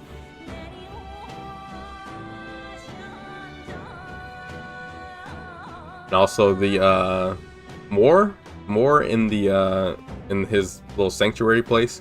He was a younger version of the king who had split he did what the prince did, basically. He split off something of himself into that place. I think he sealed himself in that place somehow. I don't remember, but he's basically the king, a younger version of the king, which is right here. He has his own boss fight here, where you fight him to get back to your friends, who I thought everyone died at the end, but I'm so glad they didn't die at the end. It was just like it looked like it was about to be a sacrificial moment at the end of the game. Look at that, almost 4,000 damage. Yeah, and Atlus in their fantastical, crazy boss designs, final boss designs.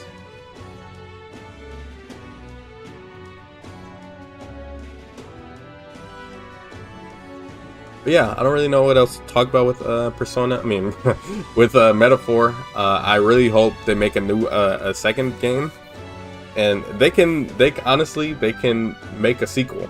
They can do a sequel of this game.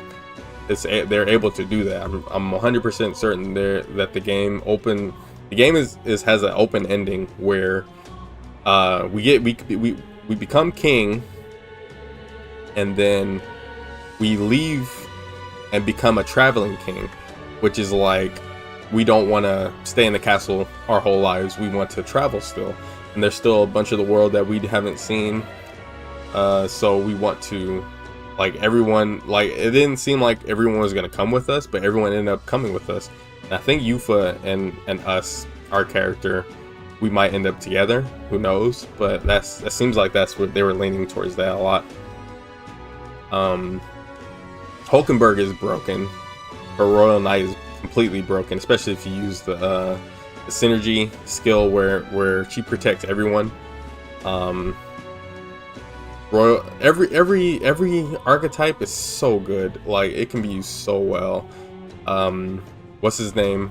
The Royal Berserker guy. I forget it. How do I forget his name?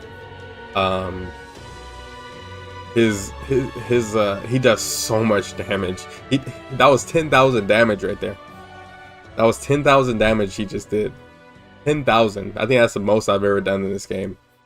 That was a lot. A lot of damage. But yeah, this game is fantastic. I can't wait to play it again. It's obviously really long. It took me... I didn't play every single... like on my streams. Like, I didn't play it all on stream. I should have. But it was like at least 130, 140 hours. I forget. But it was a lot. It was a lot.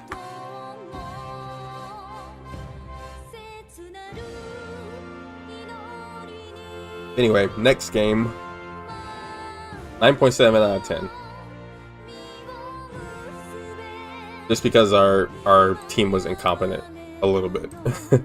So number 2.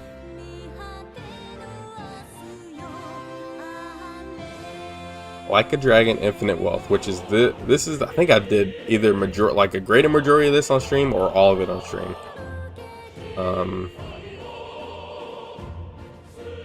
This game has so much. This game had so much. Like when I say a lot of content, this game had a lot of content.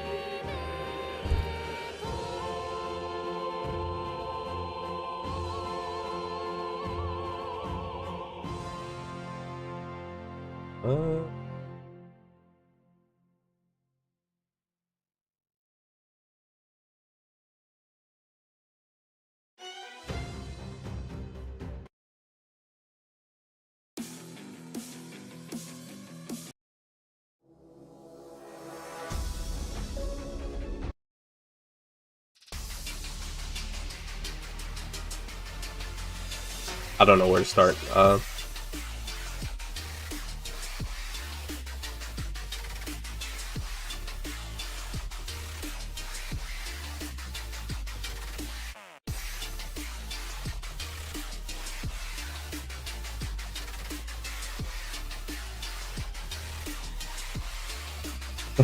So I guess I'll talk about the minigame since this is already here. This game has... okay. Infinite Wealth has Animal Crossing, Crazy Taxi, Pokemon Snap, it has action combat, it has turn-based combat. Like, this game is mechanically like some of the craziest type of like anything. Like, this game has so much stuff in it, it's not even funny. You like, there's, look at this whole island is its own separate game. This whole the Donko Island could be its own separate game. They can sell this whole thing, this whole experience as a whole game. There's so much content in this one little like mini game. It's insane. I've never seen a game that does this. Never, ever. And only RGG can do it, because look at this, man. Like, you can look at this. You can there's Sims. Like, you can do anything you want in this game, almost. Like, this game has so much content. It's not even funny. It's not even funny. It's crazy. You can spend like tens of hundreds of hours doing Dodonko stuff if you want it. I had to stop doing it because I was like, I wanted to go back to the main story, but I want to, because you use the Donko Island to make money.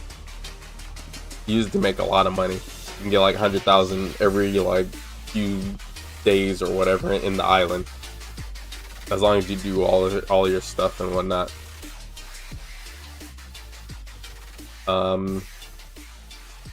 Side quests are just as wacky, just so wacky. Just you know, you very Yakuza wackiness. Oh, they have Pokemon. Like, they have Pokemon. Like come on, like how did this game not even get considered for game of the year? It's insane. This game has too much content to have been left off of the game of the year category. It's so crazy. I don't even think it won anything either, which is crazy in itself. Honestly, I'll probably give this game a 9.9 out of 10. There's some things in the story where I was like, okay, maybe they shouldn't have done that. Like, they kill off Hanawa, the guy from Like a Dragon Gaiden, one of the people that are supposed to be looking after Kiryu. They kill him off, which is pretty crazy because I think this game was made or being made before Like a Dragon Gaiden, so I didn't think they were gonna have that character be too important to the story. But he is very important in Gaiden. He was very important, and he had us asking questions like, who is this guy? Like, how does he know Kiryu from his past? And then when he dies in this game, Kiryu is like, oh, I'm sorry, can't really. And then he just moves on, like he doesn't mourn him or anything. It's like they became like very close at the end. Well, not close, but very close at the end of Gaiden. Like they were very trustworthy of each other, and it looked like they were forming a bond. But he dies, and then nothing happens. It's a little weird. But I really enjoyed this game story. I really enjoyed the gameplay, the mini games, everything about this game I love. There's probably a very minor things of this game that I didn't like, but I don't even know what they are. Like, this game has so many cool classes. They have a lot of new ones and some old ones from the last game. Oh, look at this. We're beating up a giant whatever it's called, a vacuum. It's floating, the UFO like thing. And that's just what Like a Dragon Gaiden. I mean, that's just what Like a Dragon is. Yakuza is wackiness, just craziness. Like, just I don't even know how to explain it. But these games are so special to me. All the characters I love so much. They're all just so fantastically well written. It's all so good, so cool. Like, it's just very fun to play and do everything in this game. There's like a what is it called, like a friendship type like app in the game where you can like meet up with people and do the little hand sign.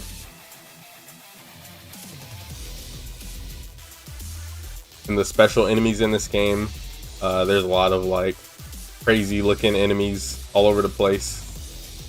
It's just so funny. Like, there's a beach ball enemy, there's shark enemies, like they're dressed up as sharks, and they're actual shark enemies in the game.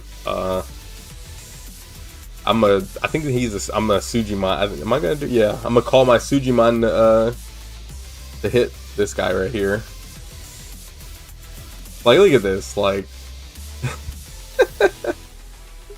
it's just so crazy, man. You can have Kiryu dressed up as anything. Like he doesn't even have to be like full calm collected Kiryu. He's like, you can put him in surfer. You can make him a surfer. You can make him do whatever. So crazy, man. I love this game so much. That's just gameplay. Story wise, the game was fantastic. I loved it. Like, you really get to like hang out with these characters, with all these characters, the new ones, the old ones. There's 8. I don't know how many actual characters are in this game. There's a lot of characters that we have in our party, that we can have in our party. I think there are 8 in total. Kiryu, Ichiban, Tomizawa, what's her name? I forgot her name. How did I forget her name? Sonhui, Nanba, Adachi, Saiko. I think that's it. That's 8. Might be it. Maybe I'm missing someone, but you have a huge party member list. There's split stories eventually. Like, Kiryu and Ichiban end up going their separate ways to to deal with things on two different sides of the world, basically. Kiryu goes back to Japan. Ichiban stays in Hawaii and finds his mom, because we're in Hawaii to find Ichiban's mom, to save her, basically. It was to find her, but eventually it's basically like to save her from I forget their names, the lead heels of the game.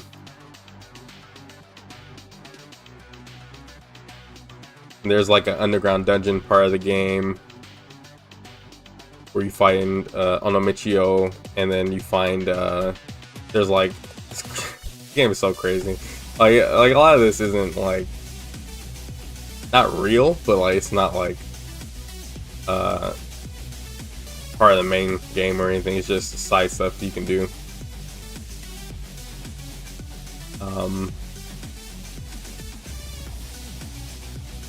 Karaoke, everything, like a lot of, like, karaoke's back, obviously.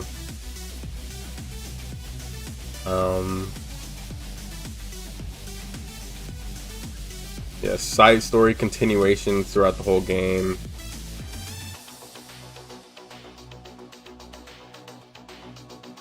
Where's the Sujimon battles? Because there are Sujimon battles. It's not you just using them in the fight. I mean, in regular fights. Yamai, great character. I really like Yamai's style he brought to the game. He's a really cool side character, or major character, I should say. Not a main character, but he's a major character in the story.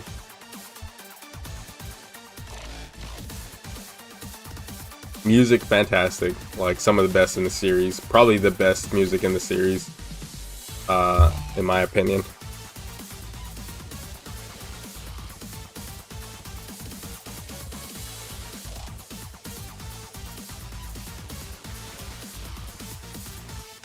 Where is the Sujimon stuff? Oh, here. Like,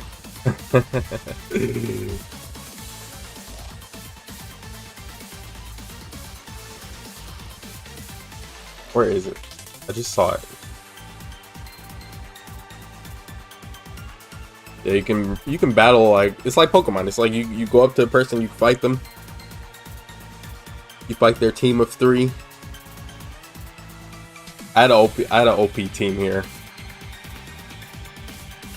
There's other Sujimon, like, not like regular characters, but like I just wanted to use these characters because they hit hard and they're special Sujimon.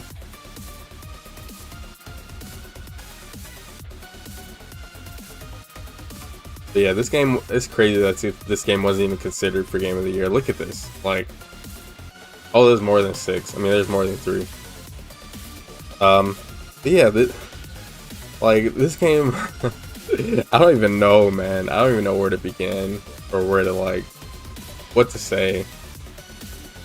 This game just offers so much. It offers so much. It sold well too. It sold decently well, or pretty well for the series. The numbers are getting high. They're sold, like, their game sale numbers are getting up there with, like, some popular games, which is pretty so good to see, because these games resonate hard with me. They hit home a lot. Not hit home, but like they're very, it's very easy to get attached to these characters because you spend so much time with these characters, especially these especially the turn-based games, the last two mainline games, which were turn-based, because there's more characters to be around you, more characters to talk to.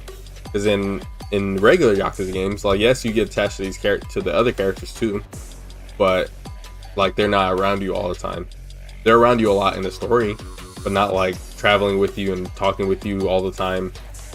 RGG really did a fantastic job moving this series to turn-based, because it allowed them to play with they allowed you to play with more characters and have them along with you all the time. It's really cool. I really love it. And Hawaii, like the way Hawaii looks here, it's so cool to just walk around and go wherever, walk around the city, and just look at the sights and really experience like it feels like I'm there, you know. Like it's very like even some sub stories have like tourist like it's like a one tourist sub story where a person was taken advantage of by someone who is basically taking a like they're known for taking advantage of people. Like there's people out there that take advantage of tourists and whatnot, and there's a sub story regarding that. It's pretty fun, funny and fun. That's what this game is. That's what this series is. Has always been about, is funny stuff happening, fun stuff happening, sad stuff happening. It's very emotional, like very emotional throughout the whole game. Some stuff happens to certain characters. Nobody dies, but at least not in this one. Bad people die. Some people, like, actually there was deaths, but not like to our main cast, not yet at least. They tried to kill Kiryu off, but I don't think they want to yet, or we'll see what happens in the next game, because Kiryu lives. Kiryu's main story in this game was what is it called? He has cancer, and he was on the job from the Daidoji already in Hawaii. He was already in Hawaii before Ichiban got here for a mission regarding, I think it was the girl that was with Hanako, his mom, Ichiban's mom, or something. I forget what Kiryu's main like reason is. I think it had to do with the girl or something like that. That was with Ichiban's mom.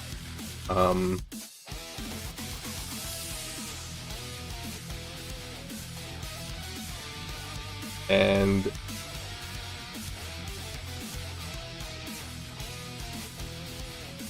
what is it called?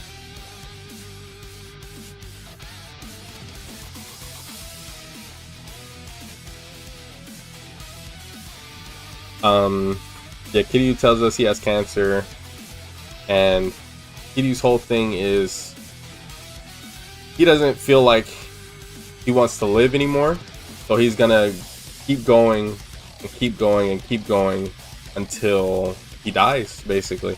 Like, he doesn't want to get help. He doesn't want to get any type of treatment, because he doesn't feel like he deserves it, because his life is already gone. Like, his whole, like, everything he's ever worked for, he can never keep because of the life he lived.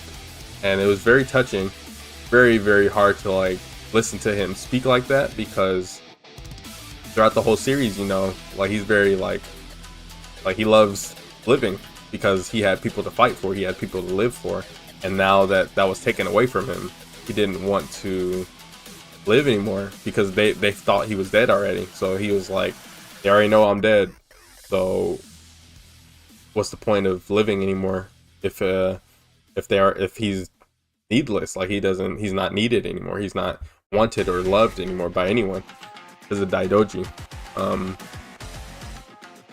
And by the end of the game, the Yakuza resurgence was cancelled by Kiryu, and Ichiban took care of his side. I think I felt more attached to Kiryu's side of his story than Ichiban's, even though Ichiban had a great story too. What is it called? It's because Kiryu, obviously, like, he's the first main character of the series. We feel attached to Kiryu, and we want him to live. And it was very sad to see him in the way he was in, because maybe if he got treatment early enough, he would have been able to be better at this point, or he would have been better eventually, instead of waiting until he was untreatable. But I don't think he waited until he was untreatable. Thankfully, I think he got treatment in time, but it took him the whole game. It took him weeks or months. Forget how long he was diagnosed for, but it took him a long time to get treated. What is it called? But yeah, he ends up seeing that everyone loves him. The people who have been around him this whole game, he sees that everyone loves him, and he wants to continue living. And eventually, at the end of the game, Haruka finds out about Kiryu, and they go see him at the hospital, which is it was so nice to see her and Haruto finally, after like so many years of figuring out like what they look like now. Because every time they would show Haruka and Haruto, it would be like they would never show their face. They would just show like their body. I think they did the same thing in Like a Dragon Gaiden, but they never showed. They showed the grown-up kids, which was pretty cool to see them. They're grown up. They're Taichi. I think he was a fireman now, or he's something now. I forget. I think he wanted to be a wrestler, but he's like a fireman or something now. He's different from but they're grown up now. It's crazy to see those kids from Yakuza 3 all grown up now. Yeah, that's Kiryu's side. He eventually comes around to wanting to live, which is a very special moment in the series, because up until 6, like, he was fine with whatever. Then everything got taken away with him and in Yakuza 6, and he couldn't live his life anymore. He couldn't live for himself anymore, or for his people, for his loved ones anymore.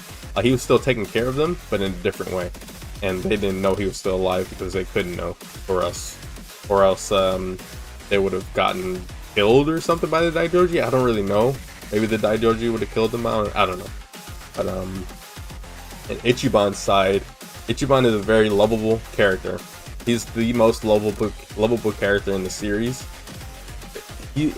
He's done almost no wrong for the most part. He's not. I don't think Ichiban is naive, but he's very like, he's not trustworthy. He's very like, he sees the good in everyone. He sees the good heart in everyone. Besides the people he's fighting on the street or whatever. But like, I'm trying to say, like, he's very he loves hard, and and if he gets that type of love out of someone, like, he's gonna try to get love out of people who he feels deserves it. He doesn't have, like, he's not gonna forgive everyone, like whatever his name was, the old guy, I forget his name. Greg, I forget his name. I don't remember his name. The main bad guy in his story. What is it called? Like the guy in the wheelchair, who's not actually in a wheelchair. He's like I forget his name, but he's the guy who's say Huiho. He's that guy. The first guy Kiryu meets going to Hawaii.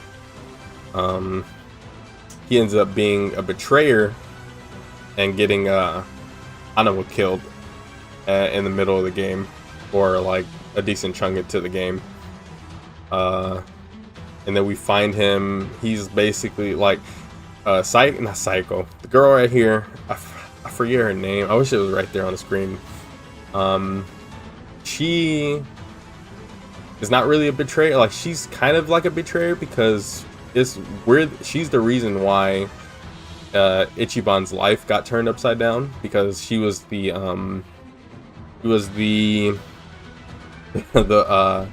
VTuber that ruined Ichiban's life, that got him fired from his job, because Ichiban was doing a lot of good for his community and for the Yakuza, the former Yakuza. He was doing a lot of good for them, but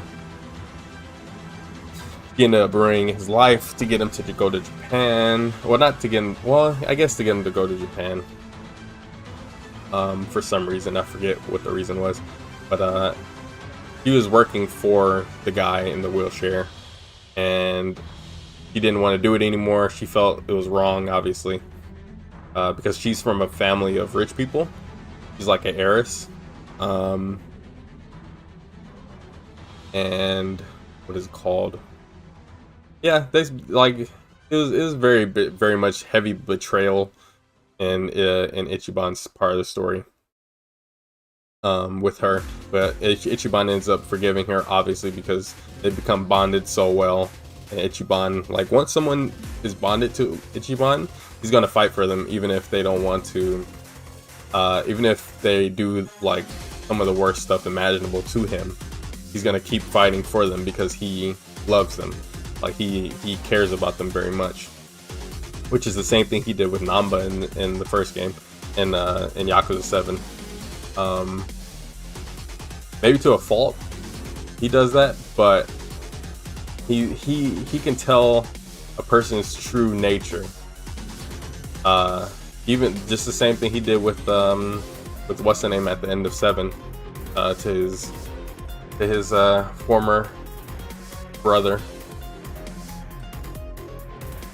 Nearly the same thing that happened with him. Like, he tried to see the good in him, and it was gonna happen, and then he got killed by the guy, by the little guy.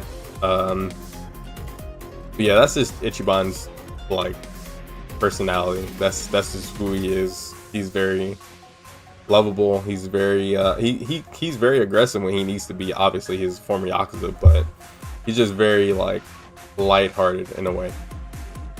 And with his mom, I'm glad nothing happened to his mom, because his mom was pretty cool. His mom he looks just like his mom in this game. It's pretty crazy how they did that, but pretty cool. Gameplay also. Gameplay of this game is such a great evolution of the turn-based system from Yakuza 7, because you not only can you move around, it's like a circle you can move around and like get in an advantageous spot against the enemies. You can knock them into each other. There's area effect moves also, and then you can hit enemies into your other teammates. It's like they did such a good job with the combat in this game. It's such a like fantastic evolution of the original, of the Yakuza 7 turn-based system. It's so good. It's so much better. It's a fantastic like quality of life. Not even quality of life, but just an improvement from the last game.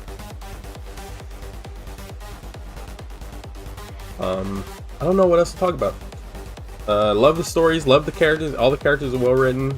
They all their voice actors do a great job, except when they're when they're singing karaoke. But that's fine. It's karaoke. It's not supposed to be perfect. Yeah, special moves. Look at that. Special team up moves. All fantastic. Looks so good. Dwight is played by oh my gosh, what's his name? Oh my gosh. Danny Trejo. Yeah, Dwight is Danny Trejo. Mojo is gonna be in Pirate Yakuza, which is gonna be pretty cool next year. Anyways, yeah, I don't really have too much else to talk about with Yakuza. Like a Dragon Gaiden. Like a Dragon, Infinite Wealth. Great game, great, like, fantastic character, near perfect game. In my opinion, obviously should have been up for more awards than it was, but fantastic game. I'll never take the series for granted. RGG, they're wizards. They're like real life wizards when it comes to this series, because it's not only that they release games like really speedily. It's not just locations. Like they put together stories and cutscenes and dialogue and lip syncing, everything, mini games. They put that all together within a however much amount of time. It's insane. It's really insane. I applaud them every day, every single day of the week, because their schedule, their game schedule is insane, and it has been insane for a long time. But yeah, that's it for Infinite Wealth, I think. Now, time for the main event.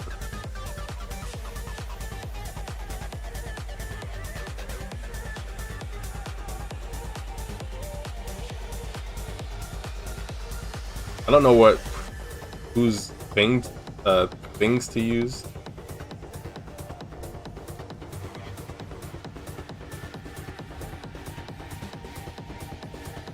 Some of these don't even have like certain songs. It's weird.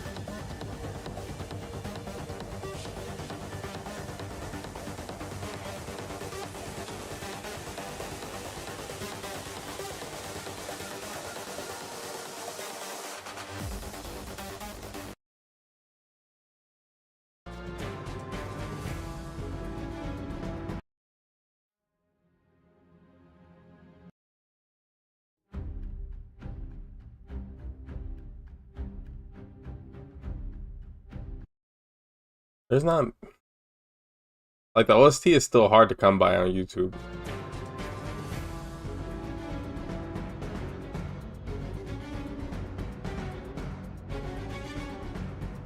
I don't think Square Enix has it like the full thing. They have all of Final Fantasy 16s.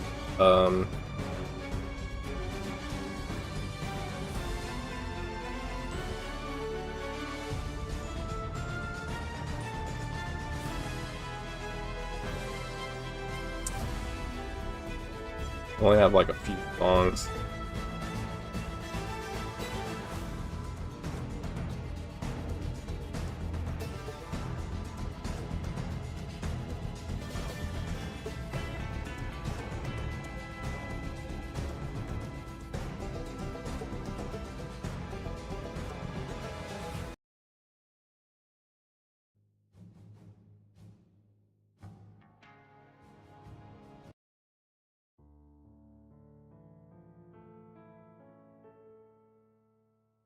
Like they don't even have.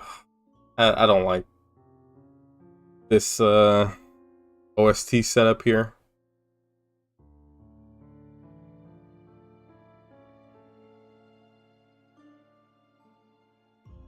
Because they're missing a bunch of songs. Even though it says they have like 200 songs. Where are all the other songs at?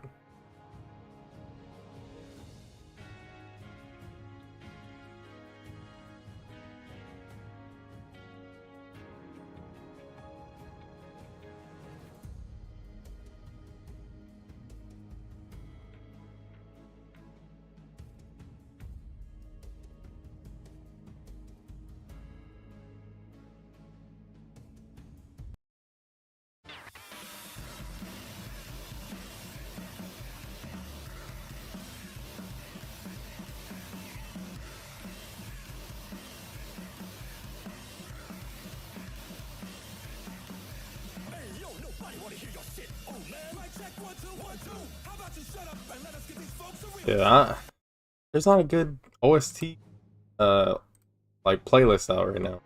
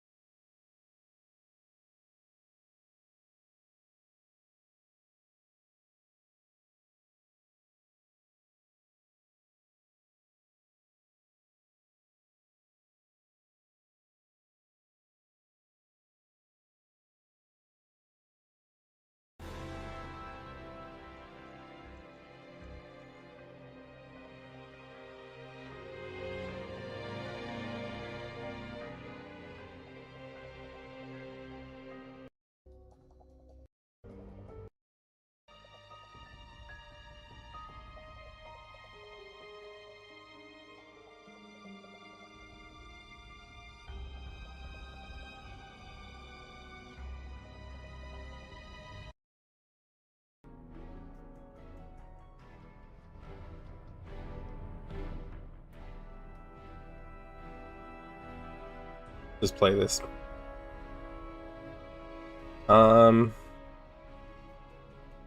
So the main and the last game of my game of the year list, my number one favorite game of this year of all time, is Final Fantasy VII Rebirth. Shocker. Yes, I know. This is literally like the best game I've ever played in my life. Like I don't think I've played a single other game that's better than this, and I'm saying that like legitimately, like as serious as I can. No other game has been able to keep my attention like this game has. I played this game like for 10 plus hours every single day until I beat it. It would have been longer, but I had to eat, I had to sleep. Of course, OBS crashed when I'm trying to change my stuff.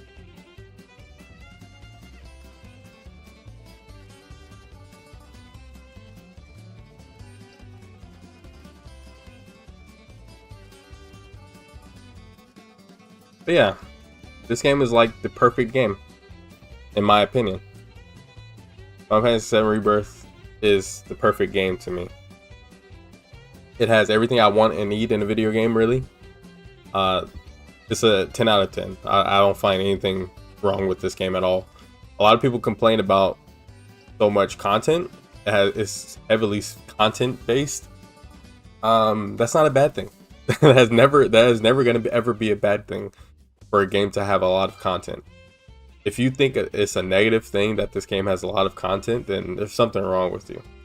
I've seen too many people say that this game has fluff, that this game has a bunch of mini games, unskippable mini games or something. I'm just like, they're not unskippable. You don't have to do them. You don't want to. You can legitimately skip the first tutorial for Queen's Blood. You don't have to watch it. You don't have to do the tutorial for Queen's Blood. Any other mini game that they come across, like the mini games that are built in the story are, I wouldn't even call Queen's Blood a mini game that's built into the story, because when you're on the ship, the Shinra 8 or whatever it's called, the Shinra ship, you don't even have to do the Queen's Blood tournament. You don't have to do it at all. You can skip it. I'm pretty sure, because they ask you, they were like, do you want to participate? And if you say no, I don't know what happens if you say no, but I'm pretty sure you can.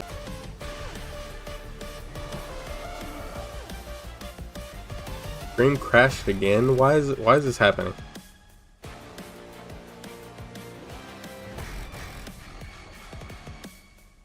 I'll just put it at auto. Maybe that's the reason. I don't know. But what was I talking about? Oh, the mini game. People were talking about unskippable mini games or unskippable whatever. Too much content. This game had the mini game where you go down the mountain to going to Barrett's village, his home village. I want to say it's not Gongaga. I don't know why I'm thinking of Gongaga, but it's going to Mount Coral. Yeah, I mean, that might be unskippable. I don't know. I never tried to skip it. I think it might be skippable now. But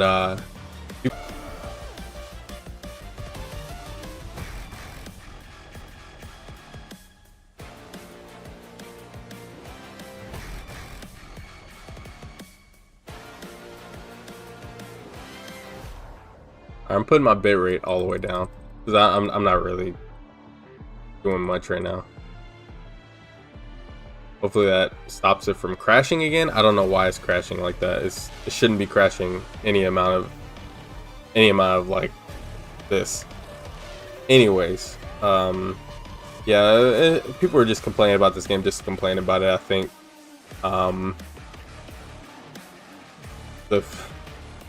this evolution of the remake combat, the remake trilogy combat, it's just so, like, I've never played a game like this before in my life. mixing turn-based strategies with action combat is like so smart of Square Enix. This is literally like their best combat system ever. I saw some people saying that maybe they should keep this style of combat, and I do agree if they do. But the thing is, like, the team that are making this Final Fantasy, that are making the Final Fantasy VII Remake trilogy, is not going to be the same team that's going to be making every other mainline Final Fantasy game. Like every Final Fantasy, like most Final Fantasies have their own dev team. Like they have their, like 16 had its own team. I think 13 had its own team. 15 had its own team.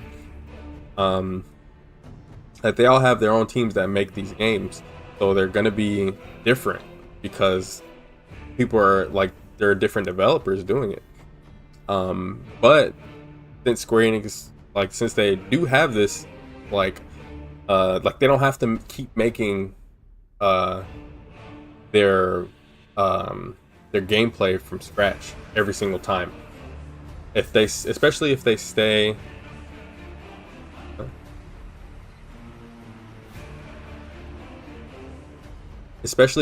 on what is it called? Especially if they stay on Unreal Engine, unless they move like game engines. I think if they stay on Unreal Engine, they should keep this style of combat with the turn-based system, the synergizing system with the teammates, no matter what game it is. Even if they want to use this to remake, like they want to use FF7 Remake's template to remake other games in the series, they can do that too. Like there's nothing stopping them from keeping with the gameplay. Obviously they have the only thing they'll have to do is movements with each character, movements with each ability that each character has. Like FF9, everyone will have their like unique movements and so far and so forth and so on. Like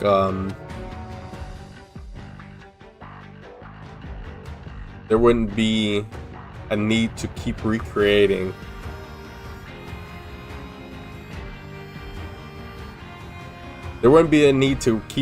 remaking a new battle system for every game. This is like the perfect battle system for Final Fantasy going forward, I feel.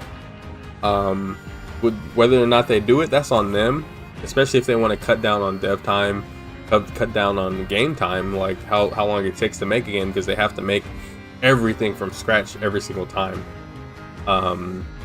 They can just use this battle system, use FF16's battle system, and add upon that, make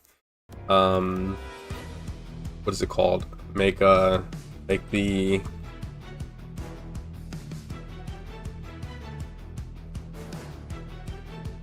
what is it called?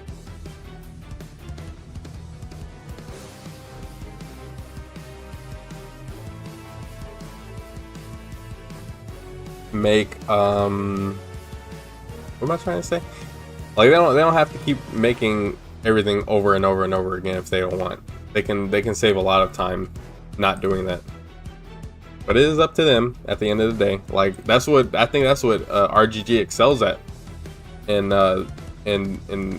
their development time, is that they reuse assets, they reuse movements, they reuse a lot of things, and they also add upon that. They add upon their systems, they add upon their engine, because they have their own engine. They have the Dragon engine, and I think they said they were going to make a new engine or something soon, so we'll see if that happens. But they have Pirate Yakuza is going to have it's going to be in Dragon engine, but it's going to have insane, like even more different combat than Like a Dragon Gaiden. And Like a Dragon Gaiden had a lot of crazy action combat too for a Yakuza game.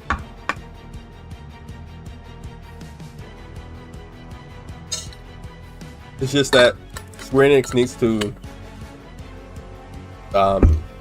they need to focus on what's it called, on getting stuff out on time and getting stuff out quick. And the easiest way to do that is by reusing assets. Like, it's not a bad thing to reuse assets. Not everything needs to be changed every single game. I'm glad they kept a lot from remake, but they changed a lot from remake. They made it a lot better, and that's what they need to do, is make it better. Don't go back. Don't completely make a new thing. Just make it better. And this is like the perfect type of battle system. Like, this battle system can be used if they stick with action combat. This battle system can be used going forward in every mainline game, because that's what they did with the original games from 1 through 10. Basically 1 through 10 had an evolution of its battle system. It was turn-based. I mean, it's turn-based, but and then it was ATB, and then it was whatever else. Like, it was all turn-based, yes, but it was all like, it was an evolution of the turn-based system. But this is mixing turn-based and mixing action combat. Is the perfect mix of the two in that I've ever played. And if they do that, this is the 100% the battle system that they should use, and it should be evolved upon every single time. Don't change it. Don't make a new one. Just evolve on it, and it'll be. And I think a lot of people will be back into playing these games than not, because these games are special. These games are. There's Final Fantasy VII Remake and Rebirth both deserve high praise, because they're such technical masterpieces in terms of gameplay, in terms of story, in terms of everything, for the most part, music, all of that. It's such a great just experience playing both of these games, especially Rebirth. Rebirth is a 10 out of 10 game. I think Remake is a 9.5, maybe not. This game, I mean, I don't know if it's my computer or what.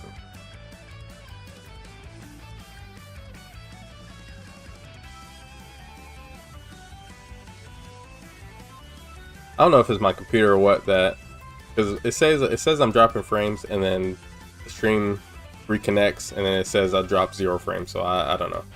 I don't want to talk about this too much longer, but I love this game. Story wise, this is the best Final Fantasy to me. I'm very attached to these characters, very much so. All these characters are so special to me, because Final Fantasy VII is the first Final Fantasy game that I played and beat, and it was the first game that I really cared about characters like this. Every other game, I was very not sheltered as a kid, but I didn't play Final Fantasies. I didn't play like games like this as a kid, with characters like this. I played Pokemon. I played Grand Theft Auto. I played a bunch of other stuff. I just never played heavily story-based games until I was a teenager. It took a long time for me to care about a game like this, and I'm glad I do, because this is such a I wanted to talk about this game for a while, but stream keeps crashing and I don't know what to do. It's incredibly annoying. The Rebirth is very faithful to the FF7, extremely faithful, 1-for-1 faithful almost, to enemy designs, bosses designs. There's one enemy, the rhinoceros enemy with the wheels, that isn't in this game, that I think has the name of another enemy that looks like it, but it's not it, I don't think. Hopefully it's in the next game. If not, it's fine. That's one enemy I was looking forward to seeing in this game, because you encounter it in Gongaga, or around Gongaga, but it's not in this game. And then there's an enemy that looks like it, but it's not it. But who knows? It might be in the next game. Might be an experiment from Hojo in the next game. We'll see. Sephiroth, obviously very devious villain, Jenova, very devious villain. Where they're going with this, I think they're gonna set up Sephiroth as a sympathetic villain, because I feel that Sephiroth is being used by Jenova, and that has been the case since first game. It's not exactly Sephiroth's doing. I mean, he's like the main one because it's his body that she's using. But like, since, you know, like Sephiroth was injected with Jenova cells and he became what he is, or what he was, and he let his guard down. Cloud killed him, and then his body is in the northern crater, just there until Cloud can bring him the black materia in the next game. Really love the way they set things up in this game, with Cloud and his losing himself to Sephiroth's will. Really amazing stuff. I think some people said this, but I think the reason why this game didn't win Game of the Year was because, one, it's long, and people aren't gonna probably vote for a game that's long like this, and very, like, not user friendly. Like, it's not very pick up and play heavy. I mean, not heavy, but like, you can't just pick up this game and play it. You got to do a bunch of stuff, and you have to always be moving, always be thinking, especially in combat. But I think that's probably why it didn't win. Which, like, this game has a lot going for it, too much going for it, above any other of the Game of the Year. Because it won Game of the Year in other places, but not the Game Awards, which is the biggest one, which had all the eyes on it. But anyways, the story going into the next one is Cloud taking everyone to the northern crater where Sephiroth is, and the gang is still trustworthy of Cloud, especially after what happens with him and his memories and him blocking things out, especially what happened to Aerith, because Cloud obviously is still like he still thinks that Aerith is alive, but not really. I think deep down he knows she isn't, but he's still seeing her, and she's guiding him to Sephiroth, I think, because I think it's Jenova that's doing that, to aim Cloud towards Sephiroth to get the black materia to him.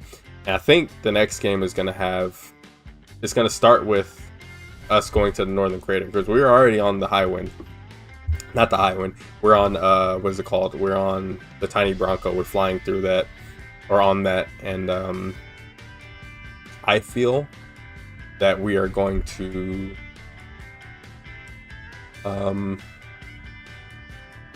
we're going to lose Cloud for at least like 25% of the game, maybe 20% of the game, maybe even 15% of the game, depending on how long. The next game has to be the longest of any of them. It has to be, because I don't want them to rush anything. I want them to take their time. It has to be, at least main story has to be at least 100 hours. Like I'm not even kidding, because there's Northern Crater, first time with going to get Sephiroth the black materia.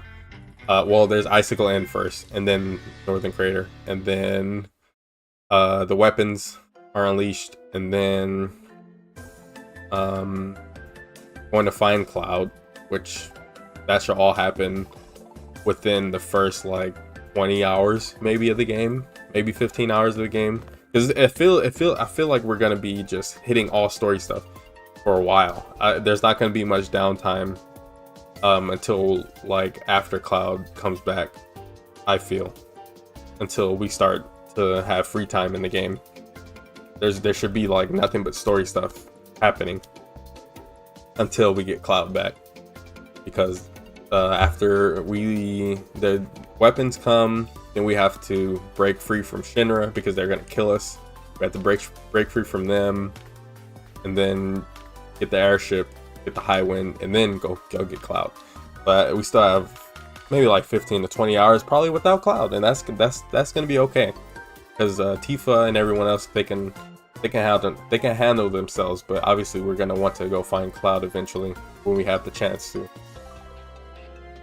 But I'm very much looking forward to the last game. As long as it may or may not even be the last game. Well, no, they said it was just gonna be 3 games, so it was already confirmed for 3 games. Maybe they might split it into 2 games. Who knows? There's a lot of story still left. There's a lot. There's in Remake and Rebirth. That's maybe like, that's probably like 30%, 35%, maybe 40% of the main game of FF7. That's not much. But they also do some things out of order in this game. Like at the end, we fight Bizarro Sephiroth. We fight Jenova. We fight like the ending, two of the ending bosses in original FF7. We fight those in this game. So those two probably won't be involved in part 3. Jenova probably will have some sort of form, some final form for her or something. We'll see. But actually, yeah, we don't fight that version of Jenova. We just fight regular Jenova. I'm pretty sure we don't fight like the circular, like tentacle version of Jenova. So that should still happen. But Bizarro Sephiroth probably won't happen in the last game because we already fought it, which is pretty crazy. I definitely didn't expect to fight a final in-game boss in this game, but they had to do something special. They couldn't just have another Sephiroth fight, which the Sephiroth fight in this game was fantastic. It's just you and Aerith against Sephiroth, and it's pretty crazy. I want to say it's in Cloud's head. That boss fight. It's not like actual Sephiroth, but I think it is, because obviously Cloud goes somewhere and gets into like some sort of like multi-dimensional fight, the multi-dimensional version of Sephiroth or whatever is going on with Zack. You fight him with Zack, and then you fight him with Aerith. I don't know. I want to say it's probably live stream Sephiroth. Not like the real world version of Sephiroth that hasn't awakened yet. We're fighting the live stream version of Sephiroth in this game. Yeah, story stuff, gameplay, music is deservingly so. This one, the one category that it won at the Game Awards was best soundtrack, best OST. Definitely deserved it over everything else because this is the best soundtrack I've ever heard in a video game. The first battle theme in the Grasslands, the main battle theme of this game, that is the best battle theme I've ever heard in my life. It's so like, it sounds so special. It sounds very like important, even though it's just the Grasslands. Like you're in the first area of the game, and that's the first song you hear, battle theme you hear. And all the other battle themes in this game is crazy, fantastic, good, great.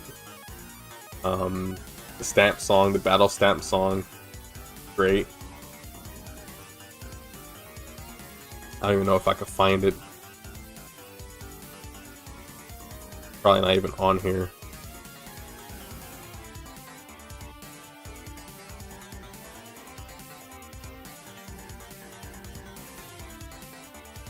All of our characters are all well written.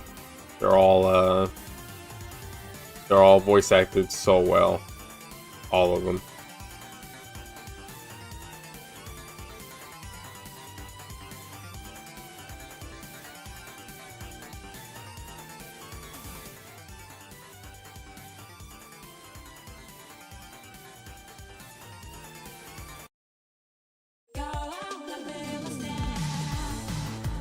But yeah, music fantastic, obviously.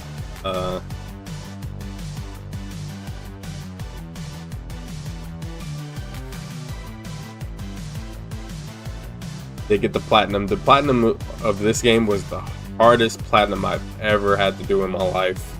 Not even for like main story reasons, but it was what is it called? The Chadley missions were horribly hard. They were extremely hard, especially when you have improper material. You have to have the perfect materia setups for every single Chatli VR mission, because if you don't, you're not making it that far. And you have to, there's like 10, some of them have like 10 fights, 10 boss fights you have to go through with cheap, so cheap cheap movesets. It's pretty annoying, but I did it and it was very fun all the way through. It was still fun, even if I was having a hard time with them. It was still fun. Mini games in this game, it's a lot of mini games. All the, like, basically all the mini games from the original game, including like Queen's Blood, which is like one of the best mini games I've ever played in my life. It's so fun. It's so easy to play.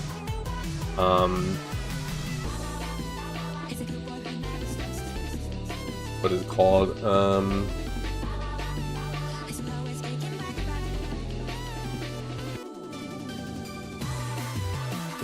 Yeah, the final Sephiroth fight was giving me a hard time when I was trying to get the platinum, because this is the last trophy I needed for the platinum trophy. I did all the Chatli missions before this, so.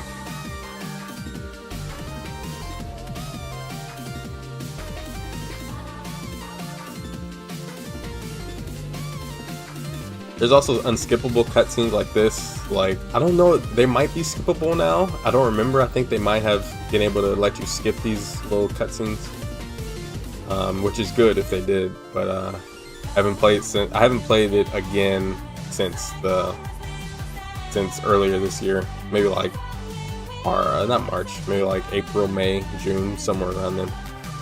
I forgot when I got this platinum, but OST, fantastic. Gameplay, fantastic. Best in the series. Characters, gameplay. Characters, perfect. Story, perfect. It might be like Aerith dying here in this game is meant to make you feel empty.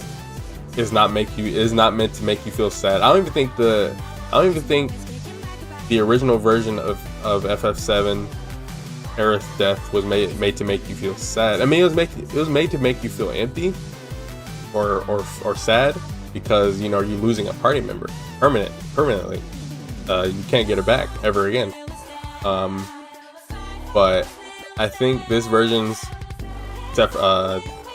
Aerith's death is meant to make you feel confused. Is meant to make you feel like did that really just happen like that? Like did Sephiroth kill her again? Did Cloud not save her? Like, it's meant to make you question it, because what is it called? Because that's how it made me feel, and I thought I was tripping. I was like, when I beat the game for the first time, I was like, I don't know how to feel about this. Like, am I supposed to be sad? Am I supposed to be like excited about the next game? I think that's to a detriment of this game, though, because I don't think you're meant to be excited for the next game, like at least from the original game, because like we just move on to finding Sephiroth in the original game. We don't move. We don't really have 2 or 3 years to mourn Aerith in that game. We can just keep going and get our revenge on Sephiroth as soon as possible. But in this game, we gotta wait. So it's like, man, like we lost her, and now we have to sit on that for 2 years and see what happens next. And then Cloud is thinking like, she's still alive. He saved her. He saw her saved, and that's Sephiroth's influence. I think I didn't have revive on Cloud or something here. I think I was upset because of that. Yeah, Cloud is obviously very clouded by Sephiroth's influence, and Sephiroth knows that, so he's taking advantage of, at every single point in time, he's taking advantage of Cloud's mental, because he can, and because Cloud is very weak-minded, extremely weak-minded at this point in the game. And we'll see the true power of Cloud in the next game, 100%. We're gonna see Cloud at his fullest potential in the next game, and I can't wait. I really can't wait. It's gonna be emotional to see and hear Cloud talk about what really happened with him and Sephiroth, and his memories coming back, and everything. It's gonna be a really special moment in gaming history when that happens. And I think that's where Square Enix is leading the next game. I think they want to have the highest high for this game, for the next game's ending. We fight Sephiroth twice, two games in a row at the end. We're gonna fight most likely Safer Sephiroth, or whatever they're gonna call him in the next game. The ultimate version of Sephiroth. We're gonna definitely fight him in the next game. What is he gonna look like? How many forms is he gonna have? What he's gonna do? Is he gonna try to manipulate anyone else? He does manipulate what is it called when who does he manipulate? I think he manipulates Red to like do something, because Red ends up getting the black materia or something. It's not Cloud that eventually, because Cloud gives it to Red, I'm pretty sure, and then Cloud gets it back from Red. But I don't think that's gonna happen, because they don't know. Nobody knows that Cloud has the black materia in this game, because the temple was supposed to be, the temple itself was supposed to be the black materia. And when I was playing this originally, I didn't even remember that. I was like, the materia, that's not the black materia. But no, that's not. That never was. Not even in the original game.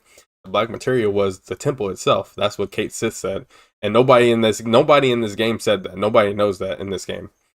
But I think they did that on purpose, because like at the end of the game, we see Cloud with the black materia. I'm just like, how does he have it? It didn't make any sense, but now it makes sense, because when Cloud falls, and he falls into the crater where the Temple of the Ancients was, he gets the black materia there, I'm pretty sure. And I don't think he knows that until the end of the game happens. But I don't think I've seen anyone really pick up on that either. It's crazy enough. I see a bunch of theories and stuff, but I don't think I ever heard them say like that's where he got the black materia from. It's from when the temple got whatever happened to it. I don't think it didn't get blown up, but it just, something happened to it. And then Cloud falls when Aerith and him go down, falls down into where the temple was.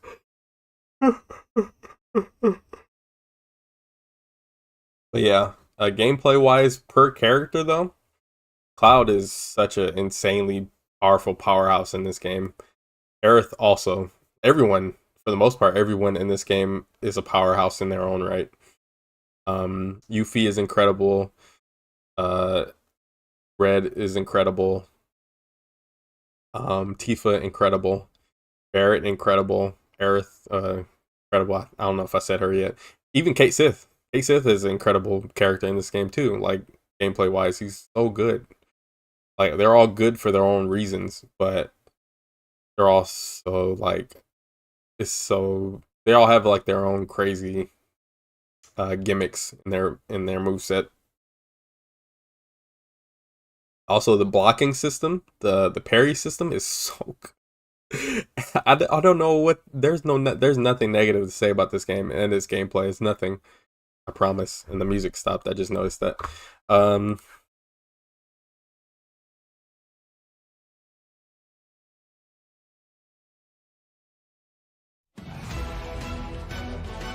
But yeah, I can gush on this game all day, about this game all day. This game is perfect to me, a 10 out of 10, no notes. Boss fights. I feel like playing this game right now. I feel like playing FF16 also, but I think I'll wait a little bit longer to play this game again. Sephiroth looks crazy right there. What in the world? Eyes. Yeah, I just can't wait to see what they do with the next game, with the final part. It's a long time coming. it'll be like 7 years between all 3 games, I think. And it's gonna be it's gonna be 7 years since the release of a remake when this game comes out, most likely, and then it'll be 30th anniversary of FF7, and it's gonna come out in 2027. So there's a lot of sevens going on. It makes a lot of sense though, because they always do that with FF7 related stuff.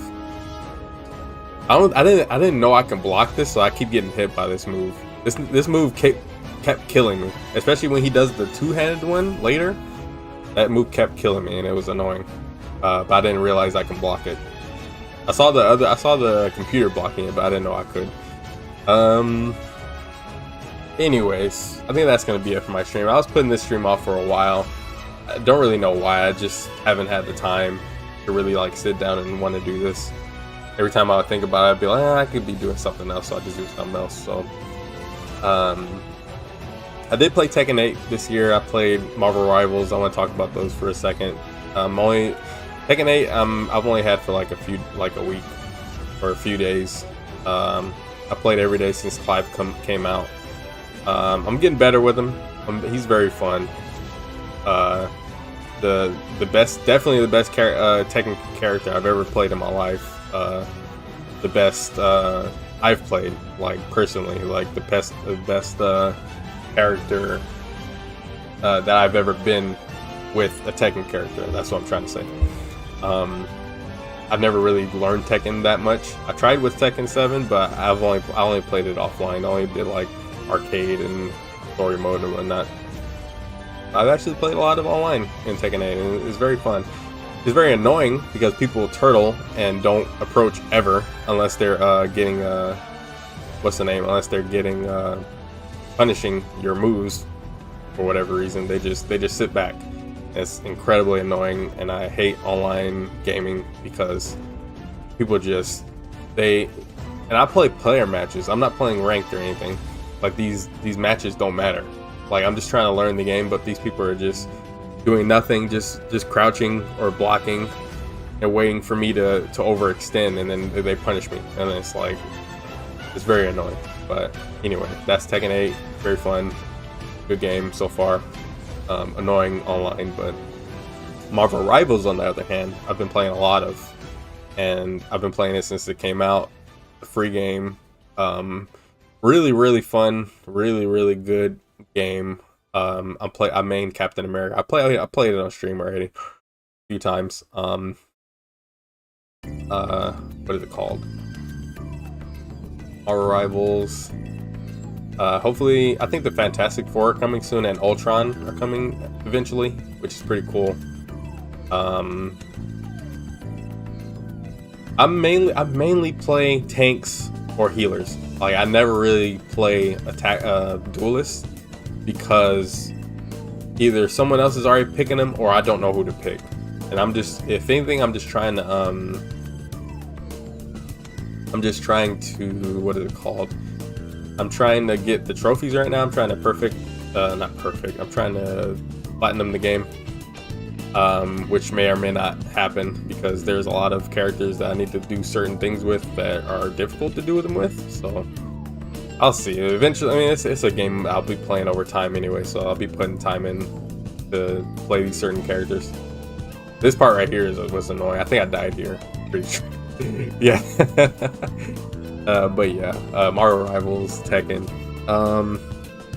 Mario and Luigi Brothership, I didn't get to talk about that, but I really enjoyed Mario and Luigi Brothership. I think it came out at a bad time though. It came out after like a little bit of time of not anything coming out, so I wanted to play something new. So I played it. I played it. I had a really fun time with it, but I think it ended up coming out like a week before Dragon Quest. I was really looking forward to Dragon Quest, but I wanted to finish Brotherhood before I played Dragon Quest, and I had Dragon Quest sitting here for some days because I was playing Brothership still. I wanted to beat it because if I didn't beat it, I wasn't gonna ever play it again, most likely. So I just blitzed through Brothership to get the Dragon Quest. I'm still like in the beginning-ish of Dragon Quest. I haven't played much of it since I've had it. I have Lego Horizon 2 here, so I still want to play that. I still haven't played much of that at all, so I'm not going to talk about those games. But yeah, Brothership was fun. It was really cool. I never played a Mario Luigi like that. I played them as a kid, but I never owned them. They were always someone else's. It was a fun breath of fresh air with that game. Mario, a new Mario RPG type game, turn-based game. Very fun, very fun. I would probably give it like an 8.5 if I were to rate it. Has a lot of content. It's very long. It's like 40+ hours. Main story and some most side story I did. Most side quest stuff I did. Besides like some of the ending things that I beat the game. It was very fun. Probably won't ever play it again, but it's very fun. But yeah, I think that's gonna be it for my stream tonight. I do appreciate everybody for checking out this video.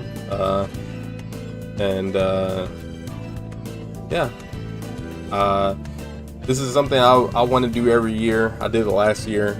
I'll be doing it most likely every year until I don't want to anymore. But yeah, that was my game of the year list. Rebirth #1 on top.